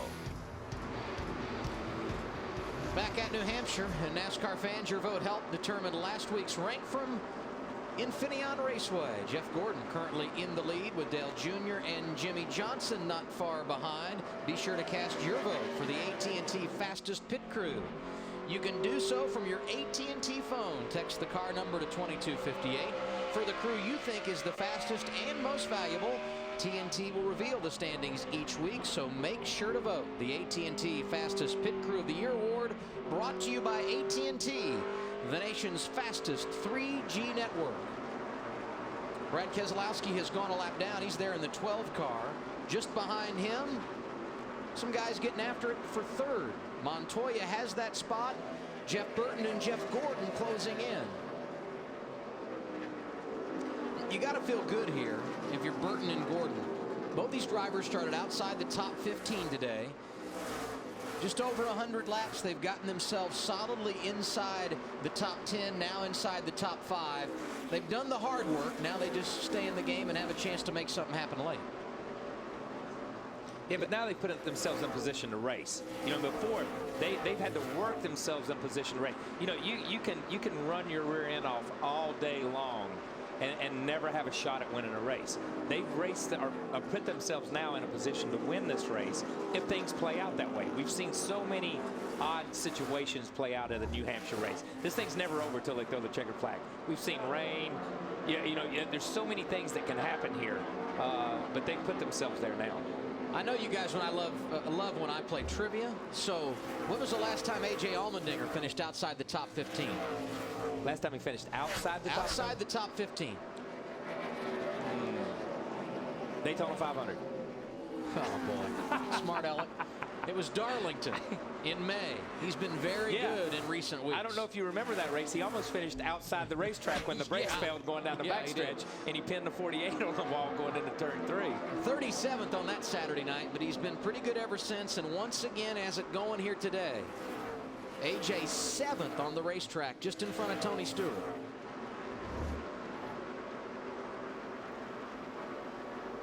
The second of 2 Fords inside the top 5. You know, and AJ has run consistent. You know, I think they started the year, if you look at Richard Petty Motorsports, the 9 car has been the car that has been there week in and week out. But you know what? We go back to Paul Menard the first part of the year. Man, he popped off a top 5, top 10, top 10, top 10. And then AJ kind of picked up that mantle and has carried it, as you say, the last, 6, 7, 8 races. They've been more and more consistent week in and week out. The team car has been good as well. Casey Kane leading this race and trying to get Ford their first win of the year. And speaking of Ford, there's a few of them racing back around the 18th position. Carl Edwards is there. Taking a look inside. Greg Biffle inside of him.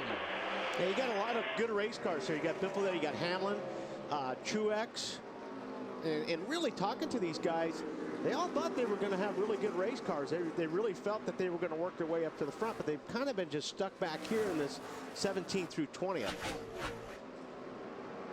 All of these drivers inside the chase as of now. Edwards the loser on this exchange. He goes from 18th to 20th. Biffle and Hamlin both drive around him. Greg Biffle, very good last week at Infineon Raceway. 7th on the road course.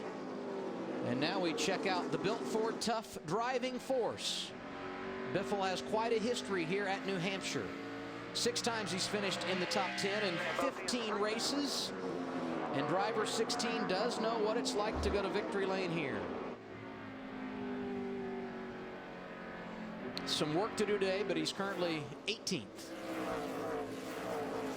And they're running good lap times. I mean, it's not like they're taking a look. 4 back at 9. Not like they're out to lunch. It's just that again, it's that track position. They're 15, 20, 25 seconds back behind the leader. Yeah, his teammates really struggling. Matt Kenseth, the last car on the lead lap in the 17. Casey Kane trying to put him a lap down. In recent history, this is not a track that has been good to the Roush Fenway organization. And we talk about Matt Kenseth, a change in their crew chief lineup. Todd Parrott, who was calling the shots since race 2 this season, has gone back to the R&D department. And the man who was heading up that piece of the organization, Jimmy Finning, longtime crew chief with the Roush Fenway group, has moved back to the pit box and now calling the shots for Matt. And another change. Bobby Labonte, former series champion in the 7 this week, instead of Robbie Gordon. He has now gone 2 laps down to the race leader. And next week, Labonte expected to drive the 09 for James Finch at Daytona, and again the following week at Chicago. Told you earlier about the battle heating up for third. It's here now. Jeff Burton knocking on the door of Montoya. Yeah, Jeff just, again, we saw it earlier. He's just methodically been working his way towards the front. He's running very, very smooth, great lap times. He's just a little bit quicker right now than Montoya. So it'll be interesting to see if Montoya fights him for this position or if he lets him go. The problem is he's getting hung up, and the 24 car is catching those two. Every driver kind of has a different attitude on how they're going to handle these situations. Right now, Montoya hanging strong. Kane leads at New Hampshire. NASCAR on TNT presented by Captain Morgan. Back in New England, Kasey Kahne continues to lead this afternoon. His advantage over second place Kyle Busch, 1.3 seconds. And here is a race for third on the racetrack. Burton to the inside of Montoya.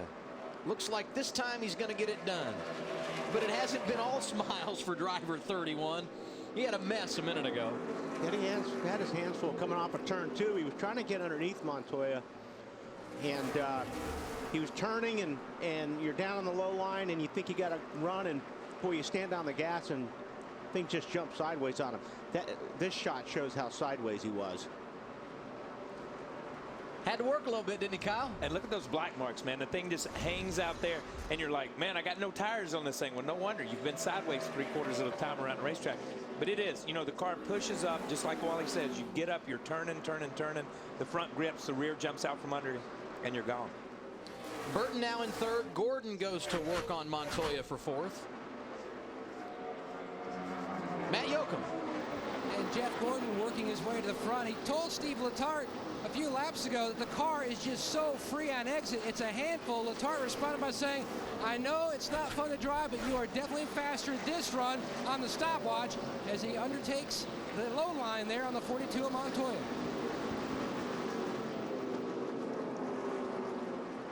Gordon finally able to complete the pass. Kyle Busch continues to hang around. He was not satisfied with his car a little bit earlier, but right now he's second behind Kasey Kahne. Guess who's back? It's TNT Race Buddy. Log on to NASCAR.com, and you can watch up to 4 live camera angles at once with the new TNT Race Buddy Mosaic View. TNT Race Buddy only on NASCAR.com. So to give you an idea of what's happened today here at New Hampshire, only one caution. It came out just past lap 34 debris. 149 of the 301 laps now complete. We're closing on halfway. Teams have pitted twice, once under the aforementioned caution, a second time under green. 3 different leaders today, as well, two different dominant leaders. Montoya started on the pole, led the first 36 laps. Kahne has been the best of them all in regard to laps led. And another driver who's serving notice, Dale Earnhardt Jr. going after Jimmy Johnson for 8th. Phil? Dale Jr. has had a great race. Started back in the 31st position. Just a few moments ago, he told his crew chief, Lance McGrew, that the car needed to rotate a touch more in the center of the corner. Otherwise, Jr., no problems.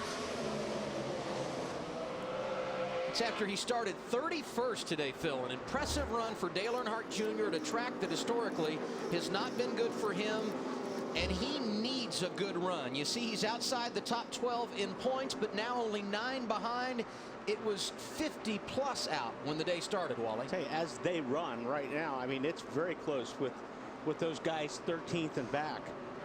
I mean, it's only 50 points is nothing. 50 points is nothing, and you know, but Larry, when Larry talks about it, Larry's got a great observation on it. I think 50 points is nothing when I'm racing Wally Dallenbach, but if I've got to race Wally and then, you know, and then Adam and race everybody else that's up here in the booth, everybody's got to have trouble for you to catch up that 50. You know what I mean? I forget his name a lot too. Yeah, so I forgot. I don't know. I want to say somebody whatever else. you want. Right now we're going to call Kyle Busch. He gets around Kasey Kahne for the race lead. And just behind them, Matt Kenseth, the lap car. I'm not sure this one's over yet. Maybe it is. More on the leader, Ralph. Well, he really feels like they got this car headed in the right direction. They got rid of a lot of that bounce he was having a problem with. They got the car turning pretty good as well. The one thing he's working on now is the brakes. He's trying to stay off the brake pedal as much as he can, let that car roll through the turn. They talked about trying to remove some tape. Wally, Kyle, he feels like the brakes are getting a little bit soft, and as you know, you're on the brakes pretty hard here in Loudon. Yeah, and you know, your point about keeping off the brakes, Ralph, is, you know, if your car is handling well, which obviously it's handling pretty good if you're leading, you don't use as much brake, and that's the key here. Well, it looks like the 9 got into the 98 Paul Menard just a little bit there. But yeah, it's really, really important to have your car roll through the center, and the less you're on the brake, the better, especially this time of the race, because those rotors are hot, the caliper's hot, everything is really, really hot. So the better you can stay off them, it's going to help everything. And your tire temperatures too. Tire temperature, it affects everything. And look, they run this so long under green, everything's hot. But if his pedal's going soft right now, we're 155 laps into a 301 lap race. It's going to be a long second half. 155 laps complete in the Lenox Industrial Tools 301. NASCAR Sprint Cup Series racing in Loudon, New Hampshire this afternoon, presented by Captain Morgan. Tony Stewart on pit road, Marty. Well, until he gets a caution, this is the game Tony Stewart's going to have to play all day long, and that was a problem on the front that time for Tony Stewart. They are out of sequence with everybody else, as we mentioned, pitting 20 laps earlier. Too tight for Tony. That run, a wedge adjustment, trying to loosen it up. Now they hope for no caution until everybody else pits. Tony Stewart out of cycle, just past halfway, so we take a look at today's Verizon race summary. 8 lead changes among 8 different drivers this afternoon. Average speed of today's race, just over 119 miles per hour. Only 1 caution. It came out just past lap 30 for 4 laps. It was debris in turn 3. 7 cars have retired from today's race. You know, just like you said, Tony's on a different cycle. They can't afford mistakes. When you're on a different cycle, that one little bit, that one little tidbit of an extra second here or an extra half second there, you've got to be on your game. Once you make that initial mistake, you can't continue, because obviously they didn't get enough fuel in the tank at some point in time, which put them in a different place. Now they have a slow pit stop, which puts them in a totally different place. Little by little, mistakes add up, and you take yourself out. And even if he gets the caution right now, he's not going to be the lucky dog. No, and so, he wasn't the first cycle. The first cycle, he had dropped back 5th or 6th, 1 lap down.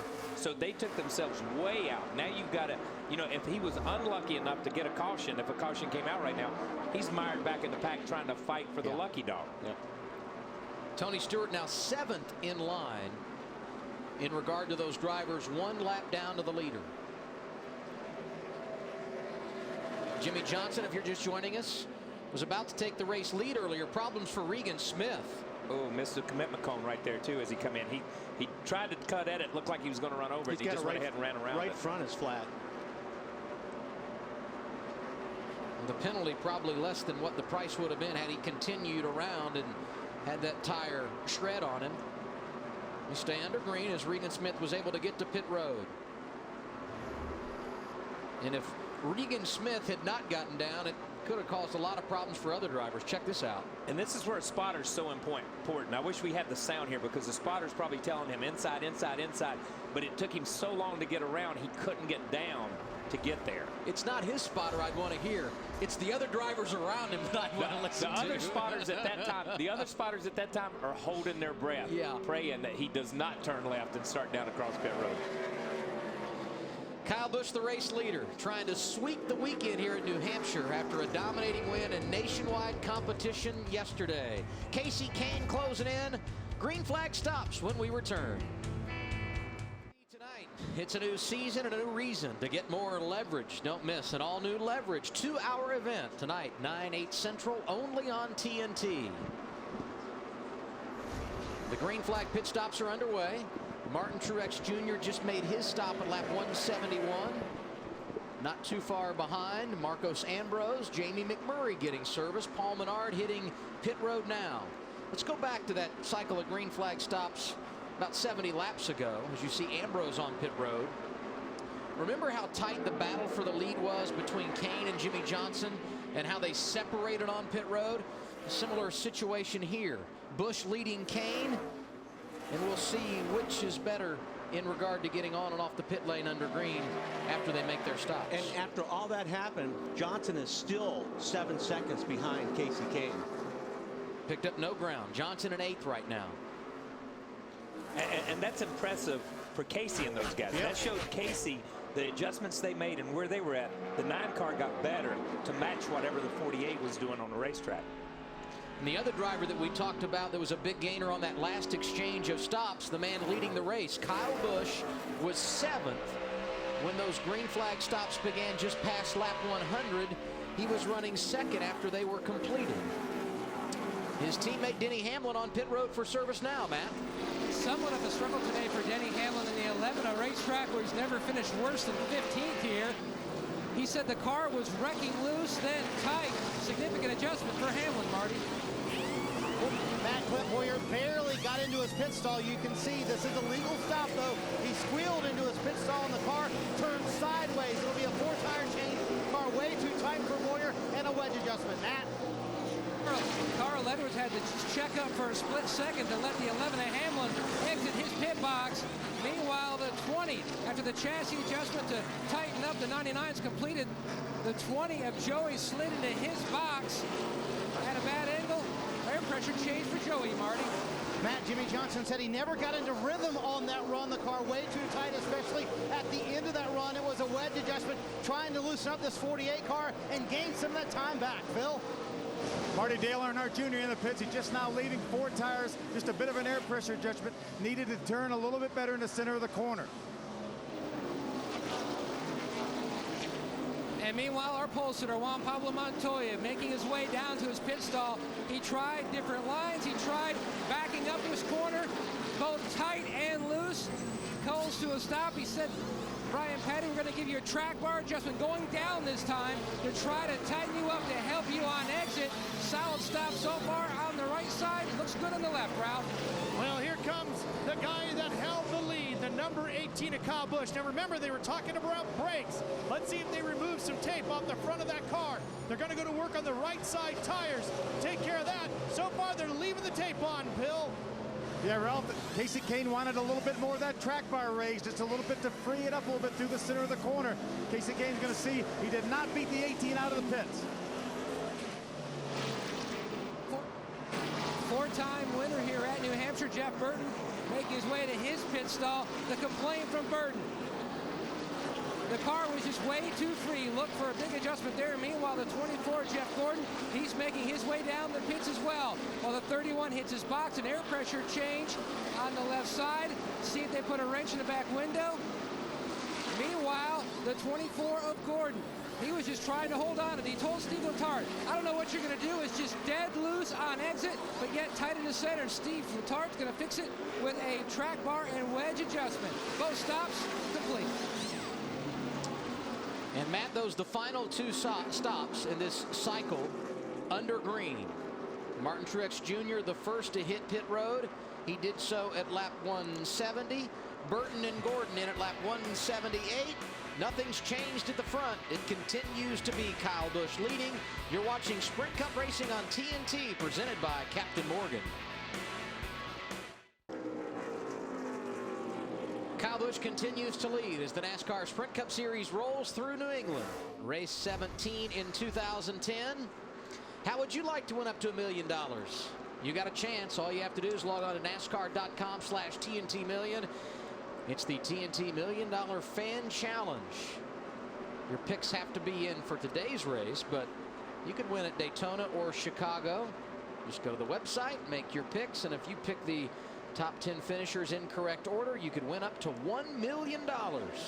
And Kyle, you're going to match that? Is that what you said under commercial? Looking at our top 10 today. That's what I said. Exactly. I thought you said that. A.J. Allmendinger may be throwing things off a bit. He's running 9th. Robbie Gordon threw a lot off last week. He did. So that's, you know, the 2 car here, you see the 2 and the 48. We were just watching them race a little bit. A.J. right there behind them. This group is kind of like Wally said, 7 or 8 seconds behind. They've not made a lot of progress. They're doing a lot of racing with each other, but they're not moving forward a lot. And what I like about Kyle Busch leading the race right now is earlier in the race when we heard his audio, he's like, this car's junk. This car's just terrible. And he was running like 5th or 6th at the time. He says that unless he's got an 8-second lead. I love that. I love that passion that he has and that he brings. And, I mean, he's constantly wanting that thing to get better and better and better as we see AJ go the inside of the 98 car. With him is if one car passes him, it's junk. Yeah, it's junk. But that's how competitive he is. It doesn't make any difference. And that's pretty impressive. And now for 4th, Tony Stewart on older tires. Montoya taking advantage. And Tony's just got to be just chewing on the steering wheel right now because he gets that little bit of a break where he gets the new tires and he can pass everybody and you feel like a hero. And then everybody 8 or 10 laps later gets theirs and they come right back past you and you just got to maintain. Last cycle, he was 2nd, if you remember. He came out, led the race, and then fell back to 2nd. Now he's all the way back. This cycle, he ends up in 4th. Big movers this afternoon. Kyle Busch, Dale Earnhardt Jr. lead the charge. Both drivers inside the top 10. Tony Stewart has been good. A.J. Allmendinger the best of them all. And Burton, a 4-time winner here from 14th to 3rd. And I'm going to say out of that pack right there, you know, as I look at that pack and we go back to qualifying and we go back to qualifying draw, really, A.J. was pretty good in practice. Burton was good in practice. Stewart was good in practice. Kyle Earnhardt wasn't that good in practice. So those guys made some changes and made some adjustments that got them in the race today. Phil? Guys, Dale Earnhardt Jr. just reported to Lance McGrew, his crew chief. He was complaining before about not rotating enough through the center. He just said that was too much of a change. Now it's over-rotating in the center of the corner. They need to take some of that back out. And that's the hard thing for a driver and a crew chief at a place like this. Whoa. Oh, man, that thing just wiggled and took off right there. The hard thing is, and you look at over-rotating. As he turned in and ran down across that line, that thing starts to rotate. Now he's got to catch it and chase it up the racetrack. That's a perfect example of that. But you got a car and you think, man, I'm really good. Everything's working good. Should I make an adjustment? You got to make an adjustment to stay up with the racetrack. You got to make an adjustment to stay up with the other competitors because they're not setting still. You know how all good distance runners have their pace. They just go out and run. They know what they need to be doing to get where they're going. How about Kevin Harvick? Started outside the top 20 again today in the 24th position. Every week he paces himself, and here we are closing in on 100 laps to go, and he's knocking on the door of the top 10 again. And that's a team that has the big picture in mind. When you can do that, when you can take something and not do anything, take nothing and make something out of it. They do it week in and week out, and they've done it this year better than any other team. There's been times I thought, my God, they're going to get lapped in the first 50 laps of the race. You see the final run day and they finish 4th. But don't you think in order for them to win the championship, they're going to have to get from this point better if they're going to beat Denny, Hamlin, and the 48 car? Yeah, I definitely think that. And you got to quote Jeff Gordon on that. We thought running in the top 5 was going to win us championships last year. Jimmy Johnson showed us winning wins you championships. Yeah. You know what I mean? And that's the deal. This is good this time of the year. Right. But when it comes to championship time, everybody has to elevate their game. Jimmy Johnson's kind of rewrote the rule book in a few different areas. You know, there are a lot of themes and thought processes that were out there. Here's the battle for 2nd. Jeff Burton. I tell you, he's been solid. He gets a hold of this racetrack, and he is a tough guy to beat at this place. And he hasn't been that threat like he used to be. You come here, you have to beat Jeff Burton on this racetrack. But boy, he looks like he looks like it used to be when he was running for Roush and those guys. He was winning all these races up here. And that's, you know, he's just patient. He just lets the racetrack come. He runs. He lets the car do the work. He doesn't overdrive the place. This is one of those places that just matches his style. And you see, once he clears somebody like this and can go back to running his own race and running the whole racetrack, he'll check out a little bit. Burton made his career debut here in 1993. He's on the move today, but right now, Kyle Busch in command. His advantage 2.2 seconds over Burton.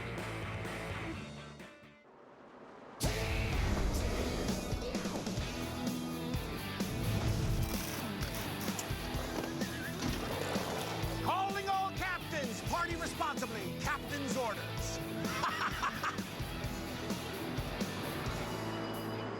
200 laps complete in Loudon, New Hampshire, and we may have a change soon at the front of the field. Kyle Busch, the race leader. Got 4 lappers binding up right in front of you And here guys. comes Jeff Burton driving to the inside. Yeah, Jeff. Still there. Jeff's not a little bit faster. He's been a lot faster than the 18 car in the last few laps.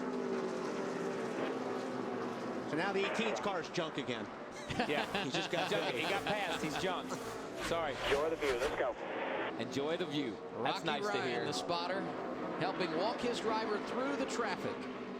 And just in front of them, you see Greg Biffle. He's the last car on the lead lap, being scored in 21st. I'm going to tell you, that's impressive with that 31 to come from, where they start, 16th, 17th, and just march through the field little by little, stayed on their strategy, stayed on where they were at, and to come to the front against some of the guys that they've had to race. Because there's been some guys at the front that have been really fast today.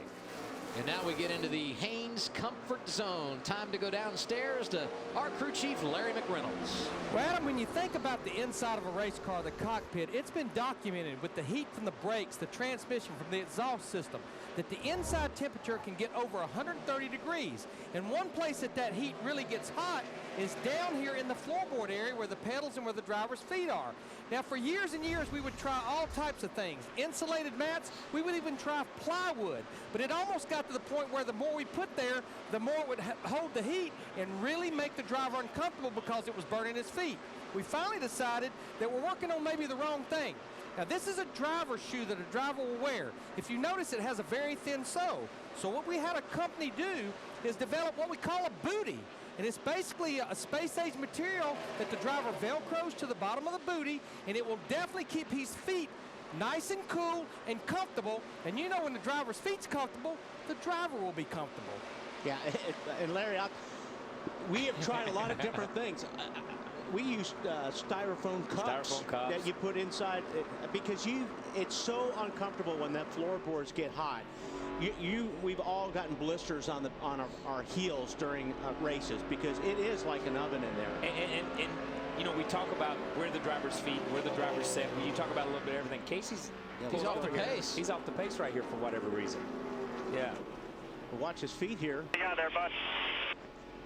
I blew up. Blowing up. Here's a driver that had recorded back-to-back top fives and jumped 5 positions in the standings in the last 2 weeks. And tough day here this afternoon, Phil. It sure is. Casey just reported that the motor was blowing up. He's one of only 2 Fords with the FR9 engine. The 6 car of David Reagan, the other car. So unfortunately, he's going to try to limp around, but I'm not sure it's going to last. Yeah, and that's a tough break for these guys. Good there right now. But you know where you hear the spotter telling, there's nothing he can really do except run it till it breaks. You know what I mean? Because it's not. It almost sounds like it's in the valve train a little bit more. Yeah, he's about 1,000 to 1,500 RPMs off of what normally you'd be running down into turn 3 right there. And you can hear the engine. Yeah, the engine's just flat. It's almost like it's in the valve train. And this thing can run like this all day long. The question is, can he maintain the speed he needs to maintain and stay out there and at least get points, you know what I mean? But he's going to be here for the rest of the day. He's about 3 seconds off the pace right now than what he was running. He was running 3rd when the issue cropped up. 33.50, you just heard him say 33.50 is the speed they've got to maintain. And he's running a 33 flat, so he's within a half second. And I'm telling you, man, this is. And there's 37 cars still running. Yeah. You know, so you're right. It's a long day to have to run like that, and you know, he's right there at the cutoff. Jimmy Johnson gets around Kane. The free fall just beginning for driver number 9. No problems up front for Jeff Burton.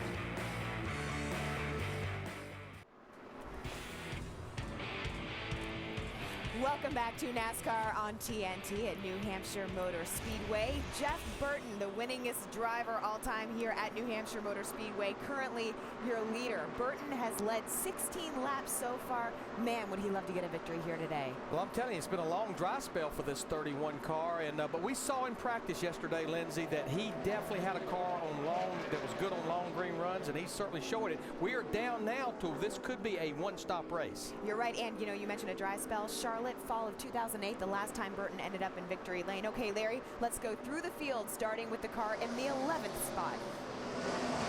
Well, Phil, this is our points leader, Kevin Harvick, back in the 29 car, started in the 24th position. He sure did, Larry. 402-point lead coming in. I talked to Gil Martin before the race. I said, do you go for wins? He said, I'd like to get through the next 2 weeks before we worry about going all out, going for wins, Ralph. Phil, Ryan Newman is driving the same car he won Phoenix with earlier this year. They found some adjustments that seem to be getting the car a little little bit better. They plan on only taking 2 tires every stop they have to make. After 100 laps to go, Marty, he's still trying to get this thing to turn better in the center. Ralph, David Rudiman told me this morning that if they're going to get into the chase, they have to finish in the top 5. Currently, Rudiman in 13th, although they've gained 6 spots in the last 6 races. Gonna have to pedal to get there today. Very tight race car the last few runs for Rudiman. Phil? Yeah, Marty, Casey Kane came in there 151 points out of 12. Unfortunately, with his motor problems, he's probably not going to get the finish that he deserves. Tough break for Casey Kane. Matt. Phil, Joey Logano 17th in the championship standings, currently 15th on the racetrack. Joey told Greg Zibinelli the car is turning much better, rotating to the center of the corner. Now he just needs more help with drive off, but the changes that they've been making are going in the right direction. Mark Martin moved to 8th on the all-time start list today by making his 775th career start. The car is not exactly where he would like it to go get another win here in New Hampshire. They've been working on it, making track bar adjustments, Matt. Denny Hamlin runs in the 17th position. He says he has to just wait to get back in the throttle. It seems like forever. He says he has to put a ton of wheel in the car. It's been both tight and loose much of the day, Larry Mack. Yeah, the car I'm watching, though, up inside the top 5, actually. Tony Stewart in that 14 car started back in the 25th position. Remember, he's off sequence on pit stops because on that first stop, they did not get that car full of fuel. He's going to have to make a stop here in about 10 to 12 laps. But the good news, he and everybody else is on a one-stop race should we stay green, Lindsay. All right, well, it's interesting. It's going to be interesting, too, to see if Casey Kane will be able to get up to where he was leading for so long. We will have more updates coming up on the other side of the break. Right now, exciting racing at New Hampshire Motor Speedway. Much more to come. Stick with us.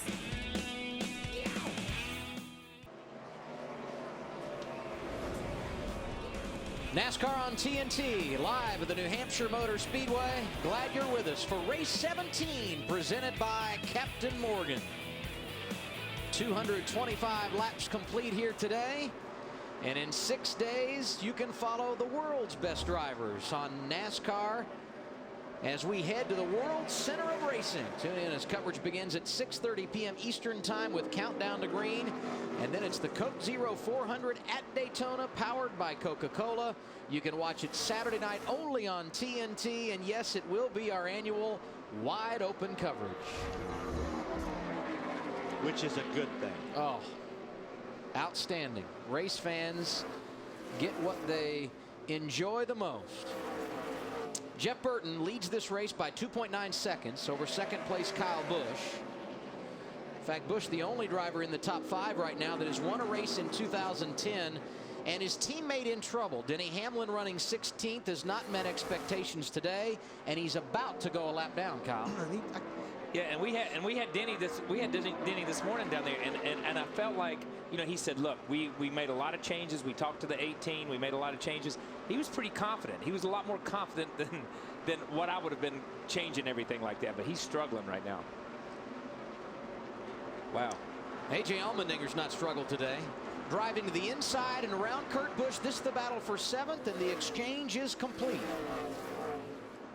And this track has stayed very consistent today. It's not slowed down. These guys are running basically the same times that they ran at the start of the race, which is unusual for a track to stay that, to stay the same. Usually this place gets really, really slippery. Yeah, we see the 48 get around the 24, but you're exactly right. This is one of those places, some places we talk about when they rubber up, when the track gets rubber on it, they get really, really slick. This place seems to have been rubbering up. Whatever tire Goodyear has here obviously is a really good tire, and the consistency and the speeds have stayed. Tony Stewart still needs that caution, Marty. It's been an adventure, Adam, for Tony Stewart, and unfortunately, once again, he's running out of time to get that caution. They're about 6 to 7 laps from stopping, but A, you have to give Stewart credit. He's hung in there all day long, but B, you drivers can talk about it in a second, the tenacity to stick with it all day long, even though they know they're out of sequence, and how frustrating that must be, Matt. Marty, right before the last stop, Jeff Gordon was telling Steve Letarte the car was wrecking loose. They found out why after the stop. They had a tire going down. Letarte told Gordon, keep that in mind considering the changes that we made. Jeff says the car is just bouncing on entry, hopping around, and it's just wicked loose on exit now. And now the sun is starting to come back out. We'd had a lot of cloud cover for about the last 25 or 30 laps. Matt, Casey Kane, a driver that we talked about a great deal in the early portion of this race, started on the outside of the front row, one of the 9 different leaders today, as you see Jeff Burton working through lap traffic. But he had an engine problem. Kane dropped from the lead back to 17th. Larry has more on the issue for driver number 9. Well, Adam, in yesterday's practice, even with the gear rule here at this little over a 1-mile racetrack, we were seeing max RPM at the end of the straightaway, 95, 96, 9,700 RPM. And just think about it. We've only had 1 caution. That's a lot of cycles and a lot of hanging RPM with these engines. Probably the reason the 9 is still able to run. More than likely, he possibly broke a valve spring right here. The other thing that could possibly happen is he may have broken a valve. Now, he can still keep running as long as that valve does not get down here and tag this piston. I think he possibly can nurse this thing home. Of course, they're trying to accumulate as many points as they possibly can. Remember, Phil Parsons reported the 6 and the 9, they have the new FR9 engine. So no matter what, I'm sure tomorrow, Doug Yates, Jack Roush, they can't wait to see exactly what has happened to this 9's engine. That Toyota torque car's got a little bit of everything. And they're a great illustration on what Casey Kane is dealing with. If he can't nurse it home, Larry, it would be the 2nd consecutive race he's lost an engine here at New Hampshire. A DNF in September for Kane here as well. If that valve gets down there and knocks the top out of that piston, we're going to see massive smoke. I will tell you that. But, you know, a car will run. A lot of times you'll break a valve spring will cock in there. It'll get sideways up in there. And the car will continue to run, and it keeps just enough tension. You just lose a cylinder. And these cars will run on 7 cylinders. These guys are just trying to get points right now, and you know, it's a miserable day when that happens to you. Clint Boyer's managed his day nicely. He's in the top 10 just behind Kurt Busch. Burton leads. You're watching NASCAR on TNT. The engine finally gave way on Casey Kane, so we are under caution for the 2nd time today at New Hampshire, and this the reason why. Somebody said something about major smoke. I don't know who called major smoke on that when the valve hits the piston. I don't know who called that. Oh, wait a minute. It was me. It was me. This is the hardest part of the day when Wally and I have to admit that Kyle's right. Yeah, but, you know, and this is what happened. You're smoking big, bud. Get low. You're clear low. Just stay up there if you want. And you hear the spotter talking to him and getting him out of the way for everybody. Which is a big deal. But I mean, that engine could just as easily have run all day if the thing breaks and it gets in the right place and it kind of holds itself. But when it lets go, man, there's nothing you can do. This the caution that Tony Stewart needed. Unfortunately, he had already made his pit stop under green while we were away. It happened at lap 235. We'll see how it affects him. Denny Hamlin got the free pass. He was the first car 1 lap down in 13th. To Marty Snyder. Yeah, and just 4 laps later, here come the leaders under caution. Lap 239, Jimmy Johnson hits pit road, tighten the center, free off, and tough getting through traffic. It will be an air pressure adjustment only for Johnson, trying to get this car loosened up. Ralph? Some minor adjustments for Kyle Busch. They decided to take 4 tires since they got over 60 laps on this last set. They're also going to clean the windshield for him, and we get ready to go with 4 tires here, Matt. Jeff Burton says definitely the grip is much better, a little tight, but not bad at all. He can adjust that himself. Looking for his first win since fall of 2008. Phil?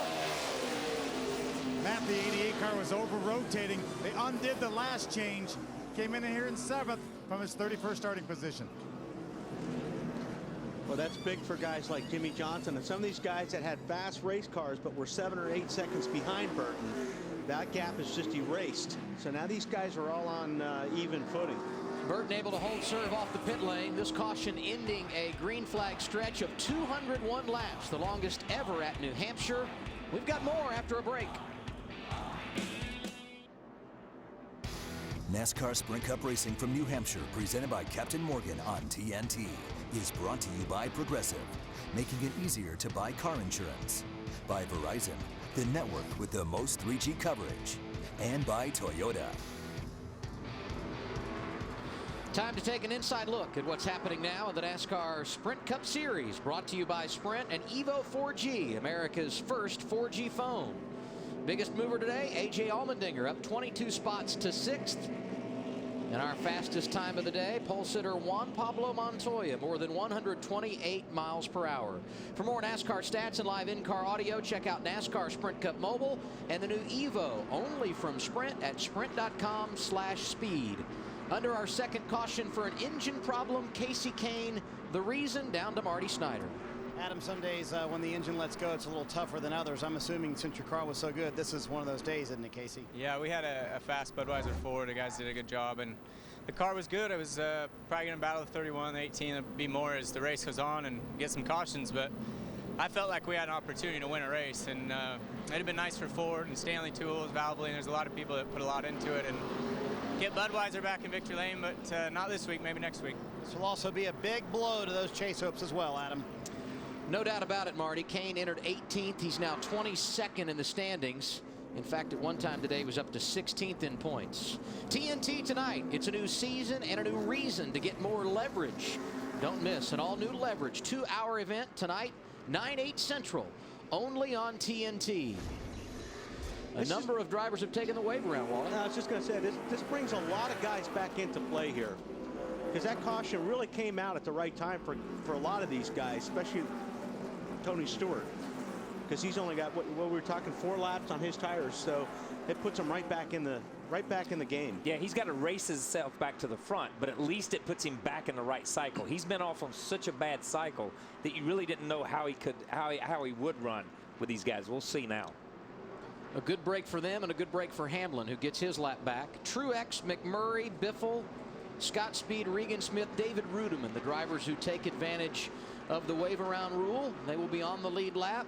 As Kyle pointed out, their tires not quite as fresh as the leaders, a little bit lighter in the fuel load, but they will be good to go to the finish. And you've got guys like Jimmy Johnson and Jeff Gordon and Montoya, who were all running basically the same times as the 31 car. They just happen to be way back. They didn't have track position. So we may have a pretty good race going on right here now.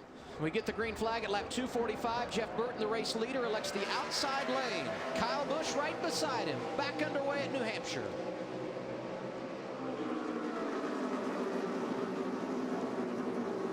Jeff got a good start, and we've seen Kyle Busch and Jeff Burton on restarts at Charlotte.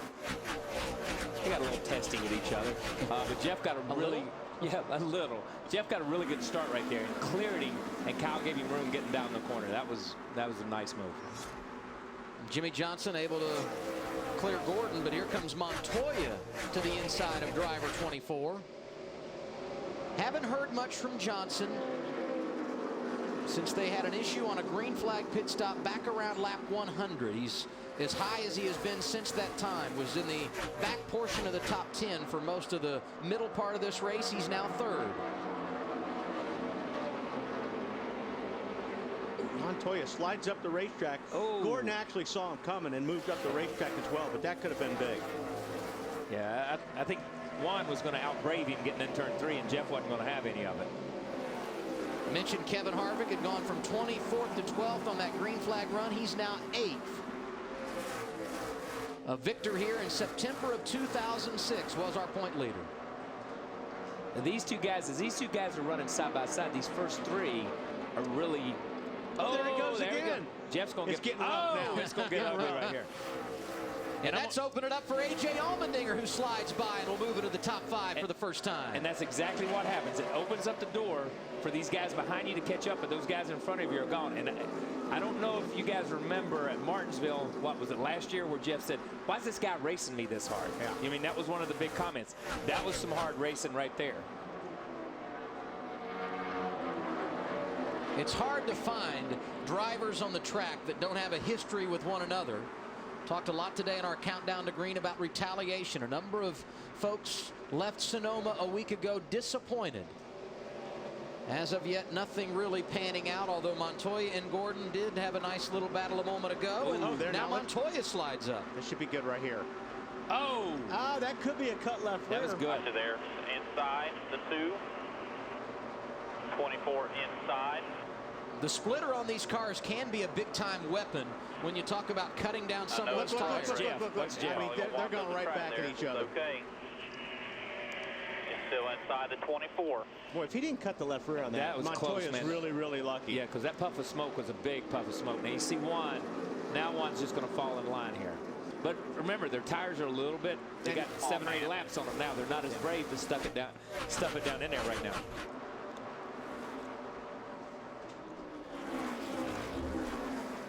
A.J. Allmendinger now in the top 5, but watch this prior to moving forward. In the 43 outside lane, he and Boyer get together. Yeah, I think Boyer just gets a little loose right there. I don't think they got together as much as Boyer just got a little loose.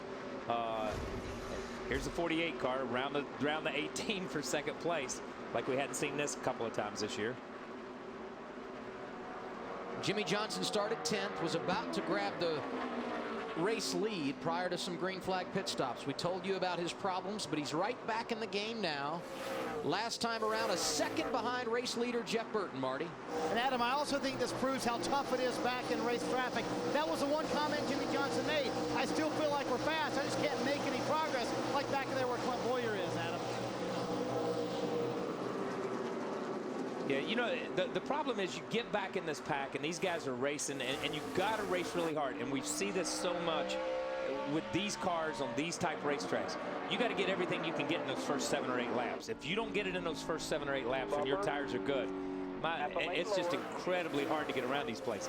Juan got beat up on his right side as he got into the 24, then got beat up on his left side a little bit later, and he struggled. He's dropped back 3 or 4 positions, and these guys have all run in on him. Been a good day for Richard Childress Racing. Jeff Burton leading this race. One back. Kevin Harvick doing a nice job working through the field. The point leader up to 7th, and we've been watching Clint Boyer running in the back half of the top 10, currently scored in 9th.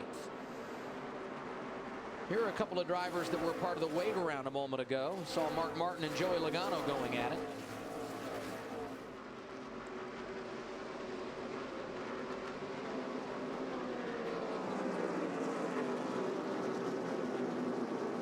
See the 88 here working on Newman. This is going to be a really good points day for him if he can maintain and run up here.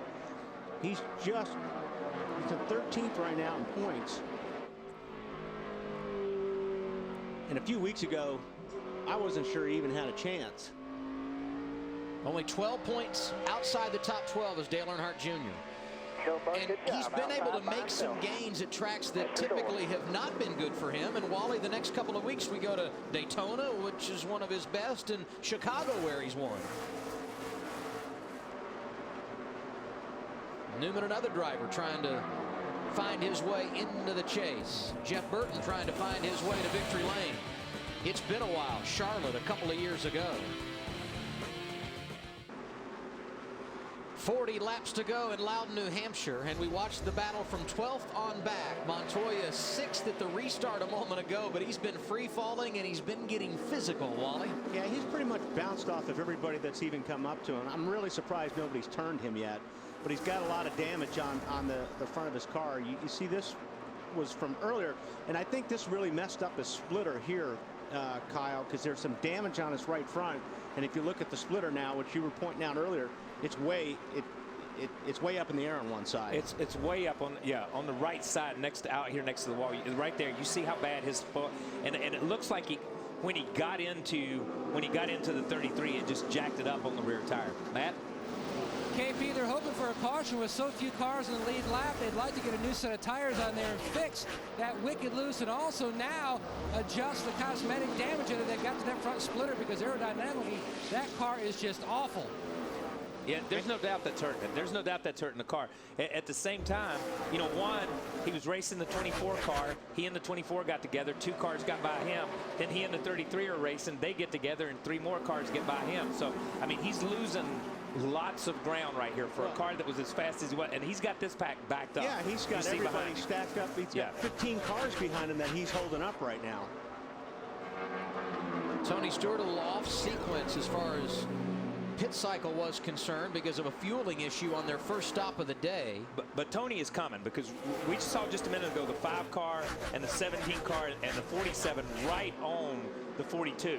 Tony has driven around those guys and driven his way up to the 42 now, and Tony's not going to have much patience for him right here. I can tell you, not at this point in time, because now Tony's back in the race.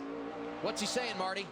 Well, Adam, they've only gained 2 spots since the restart, but you're right, KP, they are coming, because what Tony hopes for is a long green flag run here. Yesterday in practice, the longer this 14 car ran, the better they got. And compared to the rest of the field, they're better than the rest of the cars in a long green flag run. So for Stewart, for once today, he's hoping now for no cautions now until the end of the race. Stewart right now in the 12th position. See, Tony has come through those 3 or 4 guys. He wasn't even in the photo a minute ago, in the picture a minute ago. He's come through those 3 or 4 guys, and within a lap has stretched that much on him. That shows how good his car is, or how good his car is driving. Those other guys can get to the 42, but their cars are just bad enough that he just holds that pack up. The thing is, he's going to have to make 18 seconds up on the leader. I mean, I'm not sure you'd want to run another 15-point laps, then get a caution and get some of that erased. Yeah, I'm not sure. Yeah, it's going to take a caution to make up that kind of ground on this crowd. And the thing is, it's not that this crowd. You see these guys bouncing off each other back here, the 17 and the 47. You know, these guys at the front, nobody's run them down all day long. If we look at the 31, if we look at the 18. If we look at these guys that are up front, really there's only been a few times that these guys in these positions have changed up here. So it's not that these guys are going to run these guys down. They've got to get clear and be able to run their race to get away from this pack. But even, like I said, you only have 34 laps to go. Yeah. These guys need some help with the caution and erase that gap. There's no way they're going to make up that much time because the leader's smoking around here at 30.2. And, you know, these guys are running 30.5. Not going to happen. Dale Earnhardt Jr., we've documented the positive run he's had today. 9th is where he has scored, right behind Newman in 8th. Both drivers who sit right outside the top 12 in points. As of now, Jr. 13th in the standings, 4 points off of 12th. Edwards currently holding down that final chase position. Newman right behind him. Jeff Burton leads, Jimmy Johnson closing in at New Hampshire. Jeff Burton continues to lead the Lenox Industrial Tools 301 in Loudon, New Hampshire. Driver 31 has company, though. Here comes Jimmy Johnson. And now it's time to get with Larry McReynolds to find out his rankings of today's fastest pit crew. Larry? Well, Adam, a lot can happen in 26 laps here at New Hampshire Motor Speedway, but I'm looking at that 31 car, Jeff Burton, Todd Berry. They started back in the 17th position. They've made the right adjustments all day long. They've really been mistake-free on pit road. That's my pick. I'm going to go back there to the 18 car. Dave Rogers and Kyle Busch started in the 22nd position. Dave Rogers on that first caution at lap 36 went with 2 tires, got the track position, a lot of adjustments on that car. And how about Mike Shiplett and A.J. Allmendinger, the 43 car, started 28th. If this race can stay caution-free, A.J. may get his second top 5, his career top 5. The only other one he's ever had was in the 2009 Daytona 500. It's been a long drought, but an impressive day for A.J. Allmendinger. And don't forget, fans, your vote counts each week.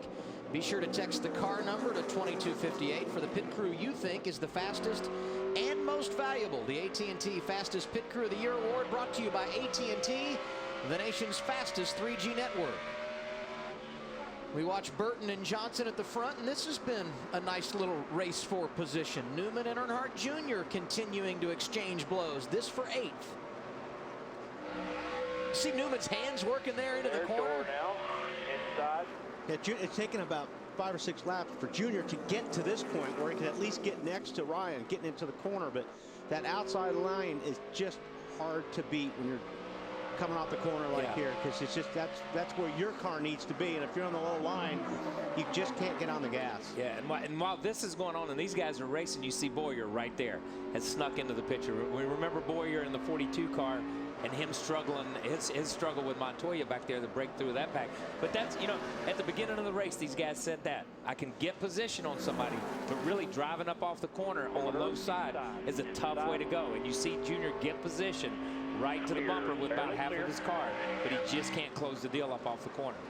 And this is a huge race in regard to the points, Wally, because if you look at Newman, Junior, and Boyer, they're 13th, 14th, and 15th in the standings right now. Yeah, it really is. If they can bring this home, this is going to be a big help for them on trying to keep it in, you know, get into the top 12. But it's like we talked earlier. You know, if you're racing against each other, trying to gain ground on each other, you don't gain anything. Here you are 13th, 14th, and 15th, and here you are racing on a racetrack. What?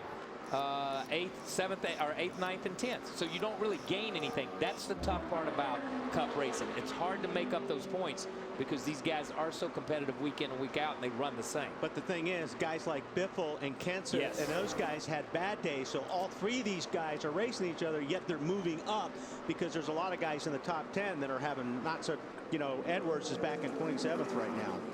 The race to the chase in full swing. More on Newman with Ralph. You know, he's been tight in the center all day, Adam, and as you watch him fighting his way around on the outside of the racetrack, you can really see him fighting to get that car to turn right in the center. See how he starts to push up a little bit, and that's right where Junior starts to take advantage of it. But you know, the funny part, we saw it with Montoya, we saw it a little bit with Junior there getting in the corner. When you go in, this track has multiple radius. You go in and it's flat, and then you hit that bank. Oh, trouble. Montoya goes around. When you go in and hit that bank, it just unloads the car a lot of times. Let's see who ended up getting Montoya. Somebody had to have, because he had made a lot of people mad by that point in time. Third caution of the day. Either that or the left rear finally did go. Yeah, it could have. That's a good point. That's a good point, because he'd already been into the left rear with the 24 car earlier. That's a hard hit right there. You see how the thing is all. 19 to go, and we see what happened. Racing with Reed Sorensen. Oh, Sorensen just, you see the wheels cocked pretty hard to the right. Wow, that's a hard hit right there, too. Montoya ought to be happy about this. Yeah, he's not going to be happy about this. He's not going to be happy about this because Montoya was a lead lap car in the race, and the 83 car of Reed Sorensen was down. And Reed just goes in, and the car, same thing that Montoya had done to the other ones, and we just talked about Junior. You go across that flat, the car kind of unloads itself a little bit. You have to chase it up the racetrack, and Montoya is so close, they're just into each other. Good to see Montoya out of the car. As Kyle pointed out, it was a hard hit. Third caution of the day, the first one for an incident on track. We did have debris for our first caution. That one coming out at lap 36, another one at lap 240 when Kasey Kahne littered all the oil down the back straightaway, losing his engine. This is 5 laps before we actually got the contact that brought out the caution. Yeah, and they just come off and get together right there, you know, and you know, so obviously, when we finally see the wreck happening, these guys have been racing side by side for 4 or 5 laps. If this was 5 laps prior, and you know, this is when you're Montoya, and look, we've all been lap cars, and but when you get to this point, this is the worst. This is just aggravates, you know what, out of you, to be honest with you, because here's a lap car. Get out of my way and let me race these guys. I'm going to go a little step further on this thing. To me, that looked like a payback. Yeah, it could have been. If you want to look at it again, if you want to roll it again, you look how that left front wheel turned hard to the right. That didn't look to me like he was saving a race car. That looked like he was wrecking a race car. That could have been. That could have been. Some guys are going to come down pit road. The first is the 48, Marty.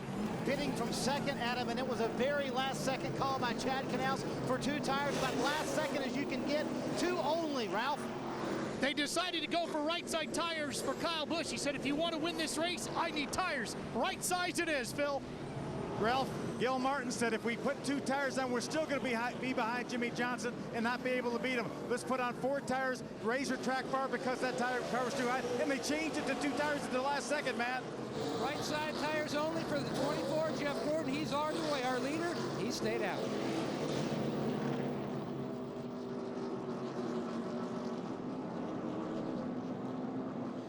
So Jeff Burton stays on the racetrack. Tough situation for them when it comes to calling strategy late in the race. We reset the running order with 15 to go when we return. Wrapping up our third caution flag of the day, Juan Pablo Montoya got turned around and hit the wall. He has left the care center. We'll hear from him in a moment. Now, though, we get set for the restart. It happens at lap 287. Jeff Burton, the race leader, did not pit.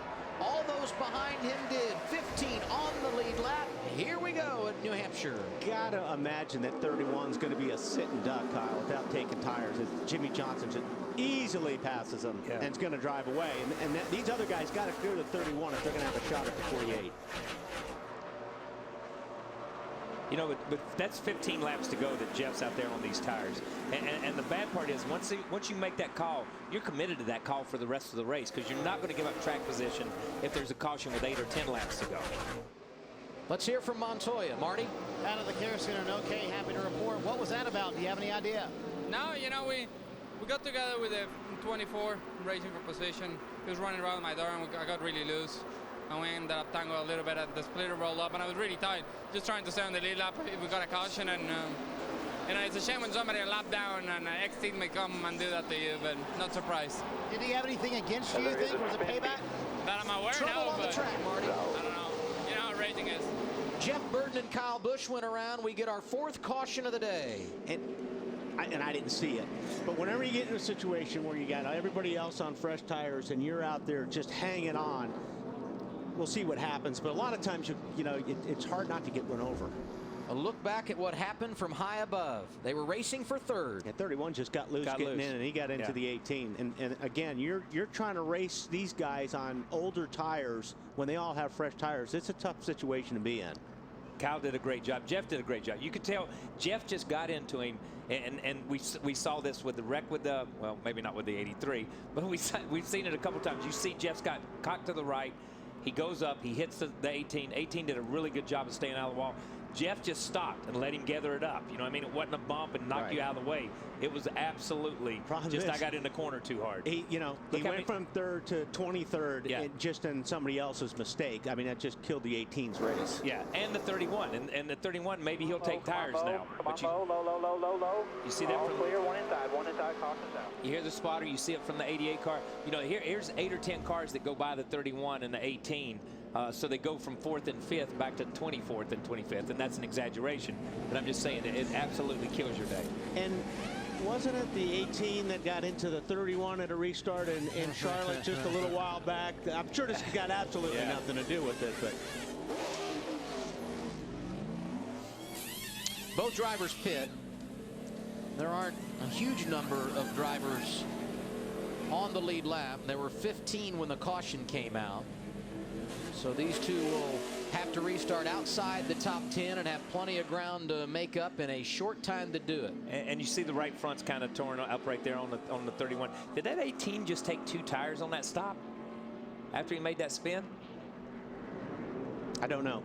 I thought it was 4. Yeah, I really. You'd think he'd need 4. You smoked all 4 of them when you go around like that. The way he smoked them, but he kept moving. He did absolutely keep moving. It was a 4-tire stop for Kyle Busch, and now we get to our Captain Clutch, presented by Captain Morgan. You see Jeff waving right there. Yeah, he's trying to. Jimmy Johnson came to pit road under green. You see the problems on the left rear. When he came to pit road on this cycle, he was running 2nd. 9/100ths of a second behind race leader Casey Kane. He dropped to 9th in the running order, but he rallied back, and on the last restart gets around Jeff Burton for the race lead. Today's Captain Clutch, Jimmy Johnson. Fans, please remember, drink responsibly. Captain's orders.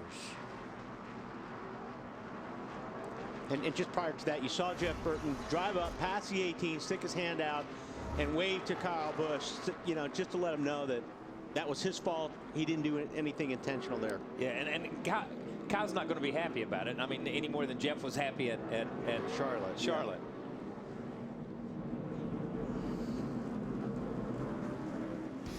NASCAR Sprint Cup Racing from New Hampshire, presented by Captain Morgan on TNT, is brought to you by Frost Brewed Coors Light, the world's most refreshing beer. By Burger King, who reminds you to have it your way. By Geico, 15 minutes could save you 15%. Call Geico at 1-800-947-AUTO or visit us at geico.com. By NOS High Performance Energy Drink. Drink NOS. Fuel victory. And by Sprint, proud sponsor of the NASCAR Sprint Cup Series. Under our 4th caution of the day in Loudon, New Hampshire. This one for a tangle up between 2 drivers that were inside the top 5. Jeff Burton, who had led nearly 90 laps today, and Kyle Busch. Both have been to pit road, and now that they have gotten their service, they will restart 14th and 15th.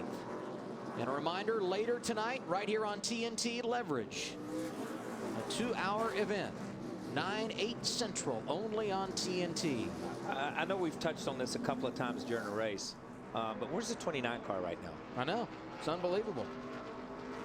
He restarts 4th. Incredible.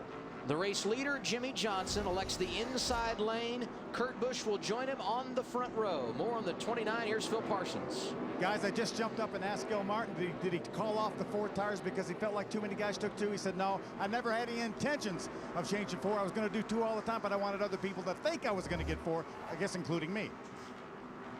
Phil referring to their service at lap 284 under caution. Kurt Busch, the other driver, or excuse me, Kevin Harvick and Jeff Gordon in the top 4, as well as Ryan Newman. The restart with 9 laps to go. Jeff Gordon may have something to say about this race before the day's over with, though, the way he got that restart.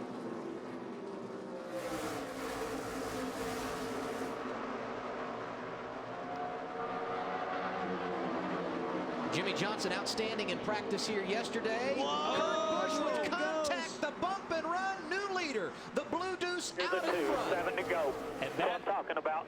That is boys have at it racing right there. There is nothing wrong with driving down in the corner, getting a guy a little bit out of shape. That's a classic Darrell Waltrip, Dale Earnhardt, whoever you want to say move. You just want to get gone right now because you do not want the 48 back on your bumper at any time between now and the end of this race. Off the wall. That was a pretty good hit off the wall right there that we saw. But you're exactly right. Once you make that bump and run, you put the bit in your mouth and you never look in the mirror again, man. There's no way you want to see that 48 coming back. Kurt Busch had not led in this race today until he went around Johnson a moment ago. But he has led more laps in 2010 than any other driver. And I'm going to tell you, Kurt in clean air gets up off turn 2 over there. He got that thing rotated in the middle of the corner and gained a car length or 2. Talked about Ryan Newman trying to gain some ground on the points. He's up to 6th now. They're not done wrecking back there yet. Marcos Ambrose, Denny Hamlin, David Rudiman, and Kyle Busch are part of that mess. Remember, he and Jeff Burton got turned around a minute ago, started back around 15th and trying to work their way through traffic.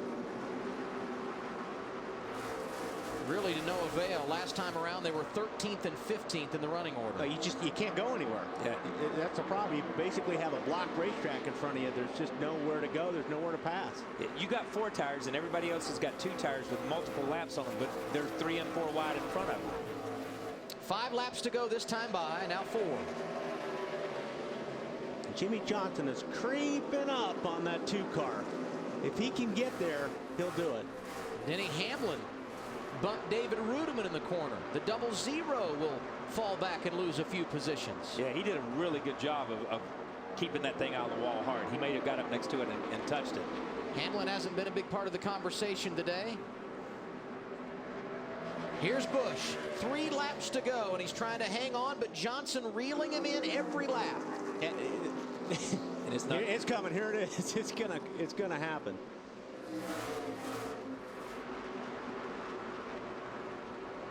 Johnson has won 4 times this year, including a week ago. 2 victories in 2010 for Busch. Repay, a little contact in the corner. Same place. You just do it. And look here. Look at the 14 right here in the mirror. Just hoping these guys do it. 2 laps to go. They're side by side at the stripe. Into 1. Jimmy Johnson the advantage. But I tell you, Kurt's not giving an inch right here. And this is really hard right there because Jimmy couldn't make the pass and slide up in front of him. Now he clears him. New race leader, Jimmy Johnson out front with a lap and a half to go. Those are the top 3 cars. Look at this 14 right here, just digging on the inside.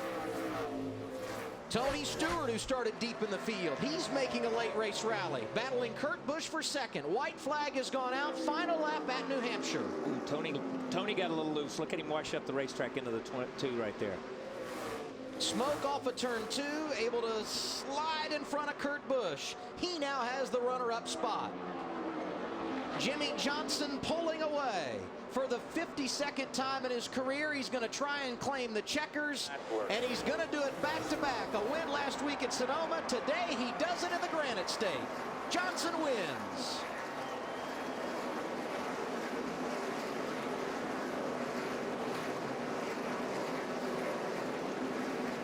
Wow. That's a good last 8 or 10 laps of the race, man. We see Rudiman and Denny Hamlin going after each other. Yeah, down here in turns 1 and 2. Jimmy Johnson able to get his 5th win of the year, tying Denny Hamlin for the most on the campaign. And for all those naysayers who wondered what was wrong with Johnson, I think driver 48 is back. I never listened to what those people said anyway. It's because you're a driver, right? Yeah. Yeah, back from what, 7th place in points? Back from the big slump. That big slump he had. Yeah, that's impressive, though. These guys were fast from the time they unloaded. And you know what? This is a shot across the bow when you look at it, because this is where the chase starts. And if these guys come here now and run like they run right now, you got to take that into account when you come back saying, hey, they won here the first race, they can win here when we start to chase. Yeah, all these other guys have got to step this deal up if they're going to beat this 48 team in the chase. A number of storylines to sort through. We'll join the celebration with Jimmy Johnson when we come back. You're watching NASCAR on TNT. Sprint Cup Series racing presented by Captain Morgan back in Loudon, New Hampshire. We welcome you into our post-race coverage. Jimmy Johnson in victory lane for the second straight week, and plenty to talk about down the stretch. Yeah, here you see the 2 car come down in the 3, and it just gets into the left rear of Jimmy Johnson. It's just enough to get him out of shape and take the position. But Kurt couldn't stay out front far enough for the 48 because the payback was definitely coming. Yeah, and here's exactly the same move in exactly the same corner. Jimmy runs in, gets on his rear bumper, sends him up the racetrack, and then drives under him. And that's good racing. We see that Saturday nights all over the country on all types of racing. That's not knocking somebody out of the way. That's moving somebody out of the way. Third win at New Hampshire, and the celebration is on, Marty. Yes, this is a very happy victory lane and a hard-fought victory for Jimmy Johnson today. And spectacular final few laps there with his buddy Kurt Busch, who he's had a few run-ins with before. Jimmy, tell me about those final few laps there, and how hard were you driving after Kurt rooted you out of the way there? The beer is good, especially in victory lane. Not as good as this Gatorade, but first and foremost, I just have to thank Lowe's and all their employee owners, everybody at Chevrolet Hendrick Motorsports for giving me a great race car. We had a great car. The 31 kind of, one of those situations where if he pits, we stay out. He didn't pit, so we came in, and the whole field came with us. And so that, sorry for him there. And then we got going on that restart. Kurt knocked me out of the way, and I thought, I don't care if I win this race or not. I don't care if I finish this damn thing. I am running into him and getting back behind one way or another. I'm not good at doing that stuff. Usually I crash myself in the process. So I tried once and moved him. I'm like, oh yeah, now I gotta hit him harder. And the second time I moved him out of the way and got by him, was able to get going. So just a great effort. This team, we had one bad stop. I think something hung up on the left rear hub early in the race. And we fought back from that and had great stops and a great car after that and got back up to the front. Was that boys have at it at its best, Jimmy? Yeah, you're going to have that on the short tracks. We had so much green flag running. I knew at some point we'd get bunched up and it'd all break loose, and it certainly did. So I want to say hi to my wife at home. Hopefully you didn't go into labor with this victory. That would be good, wouldn't it? Yeah. Wait for me. I want to be able to be a part of this. So. How big was perseverance for your race team today? Because it could have been easy to get frustrated when you were back in the pack and not making progress. Yeah, and especially, there's so little grip here. Track position is very important because of clean air. You need the entire racetrack to make a good lap time, and you get mired in traffic, and it just gets, it gets really frustrating. So, ooh, that's cold. And that's from Chad Canal. So another 10 bonus points for this race team. A happy victory lane down here, Phil. Kurt Busch, is it just old-fashioned short track racing? Yeah, that's what it turned into at the end. We were a bit strung out during the race, so many green flag laps, but at the end, our car was very strong on the short run, and we knew we needed tires to come in and battle these guys. And so, great call on the Miller Lite Dodge to do our best with what we had. We didn't have a winning car, but we almost put it in position to get a win. And, battling with Jimmy, we did what we could to get the lead, and I just was counting the laps going, man, there's not enough laps. So we battled as best we could. Was it getting a little bit bigger in your mirror than you would like to have him gotten? Yeah, it would have been great to hold those guys off. They win quite often. They have very fast cars. Sometimes you just do the best with what you got, and we did great with our Penske Dodge today. Great, strong top 3 finish, buddy. Thank you. I appreciate it. Kurt Busch.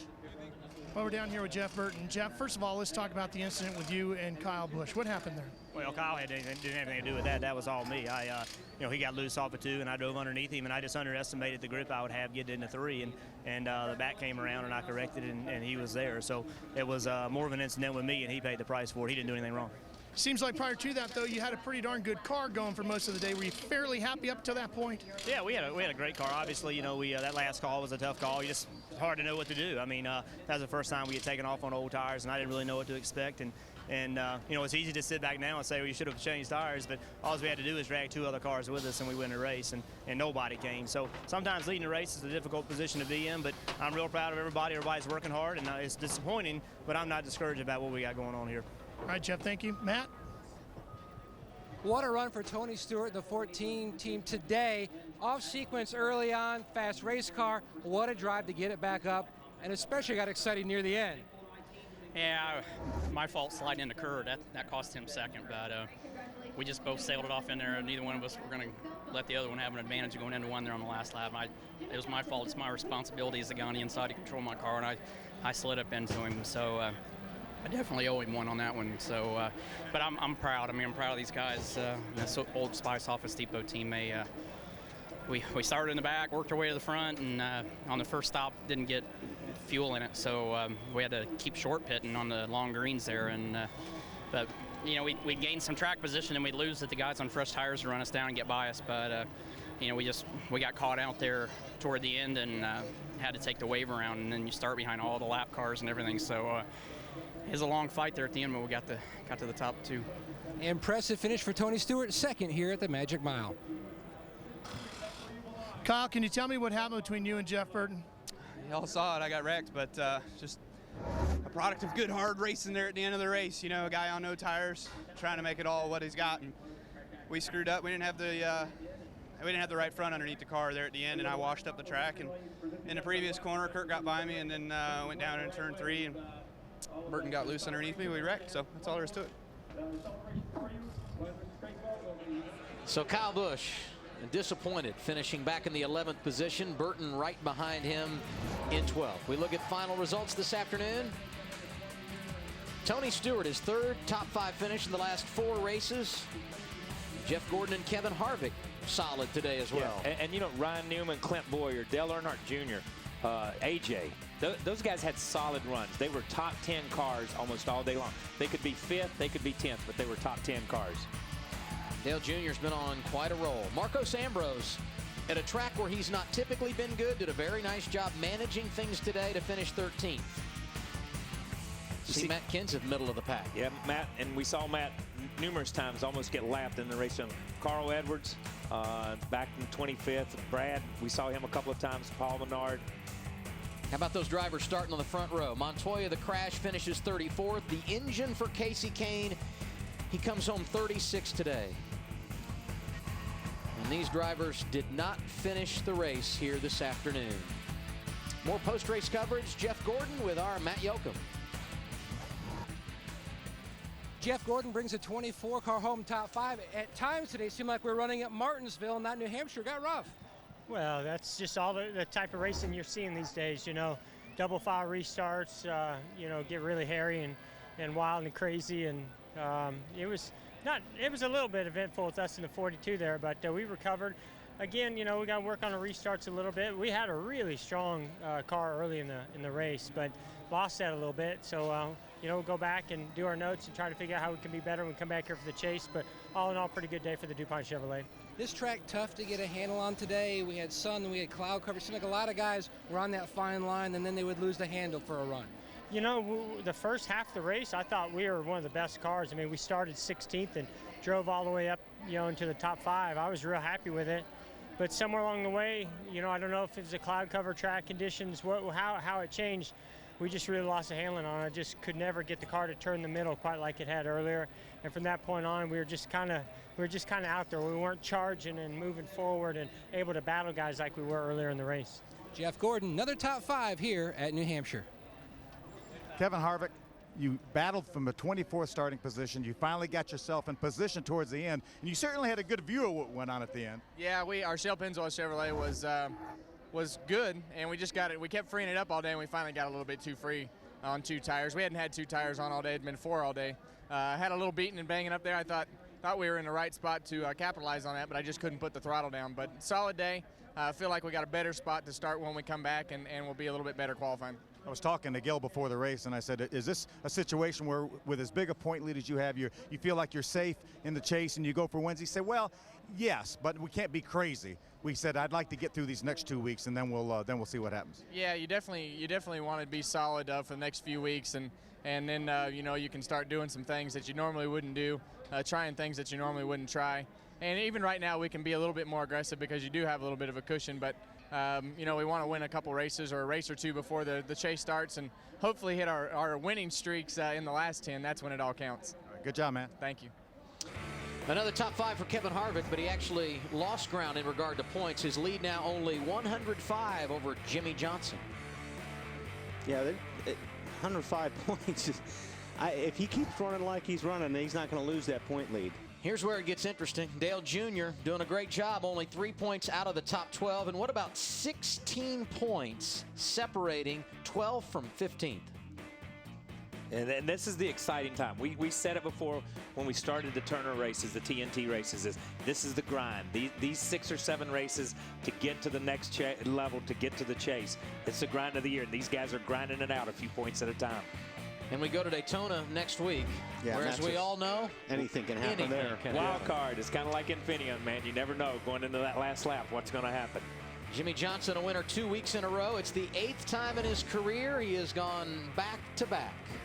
Next Saturday, NASCAR on TNT heads to Daytona. Tune in as coverage begins at 6:30 p.m. Eastern Time with Countdown to Green. And then it's the Coke Zero 400 at Daytona, powered by Coca-Cola. That's next Saturday on TNT. Tonight on TNT, catch a 2-hour special of Leverage starting at 9 p.m. Eastern and Pacific. Head to NASCAR.com now for the NASCAR on TNT post-race show. Interviews, analysis, and more. Live now on NASCAR.com. Jimmy Johnson does it again. He wins this afternoon in New Hampshire. Congratulations to him. And a special thanks to Wally Dallenbach, Kyle Petty, and our entire NASCAR on TNT crew. I'm Adam Alexander saying so long and good day from New England.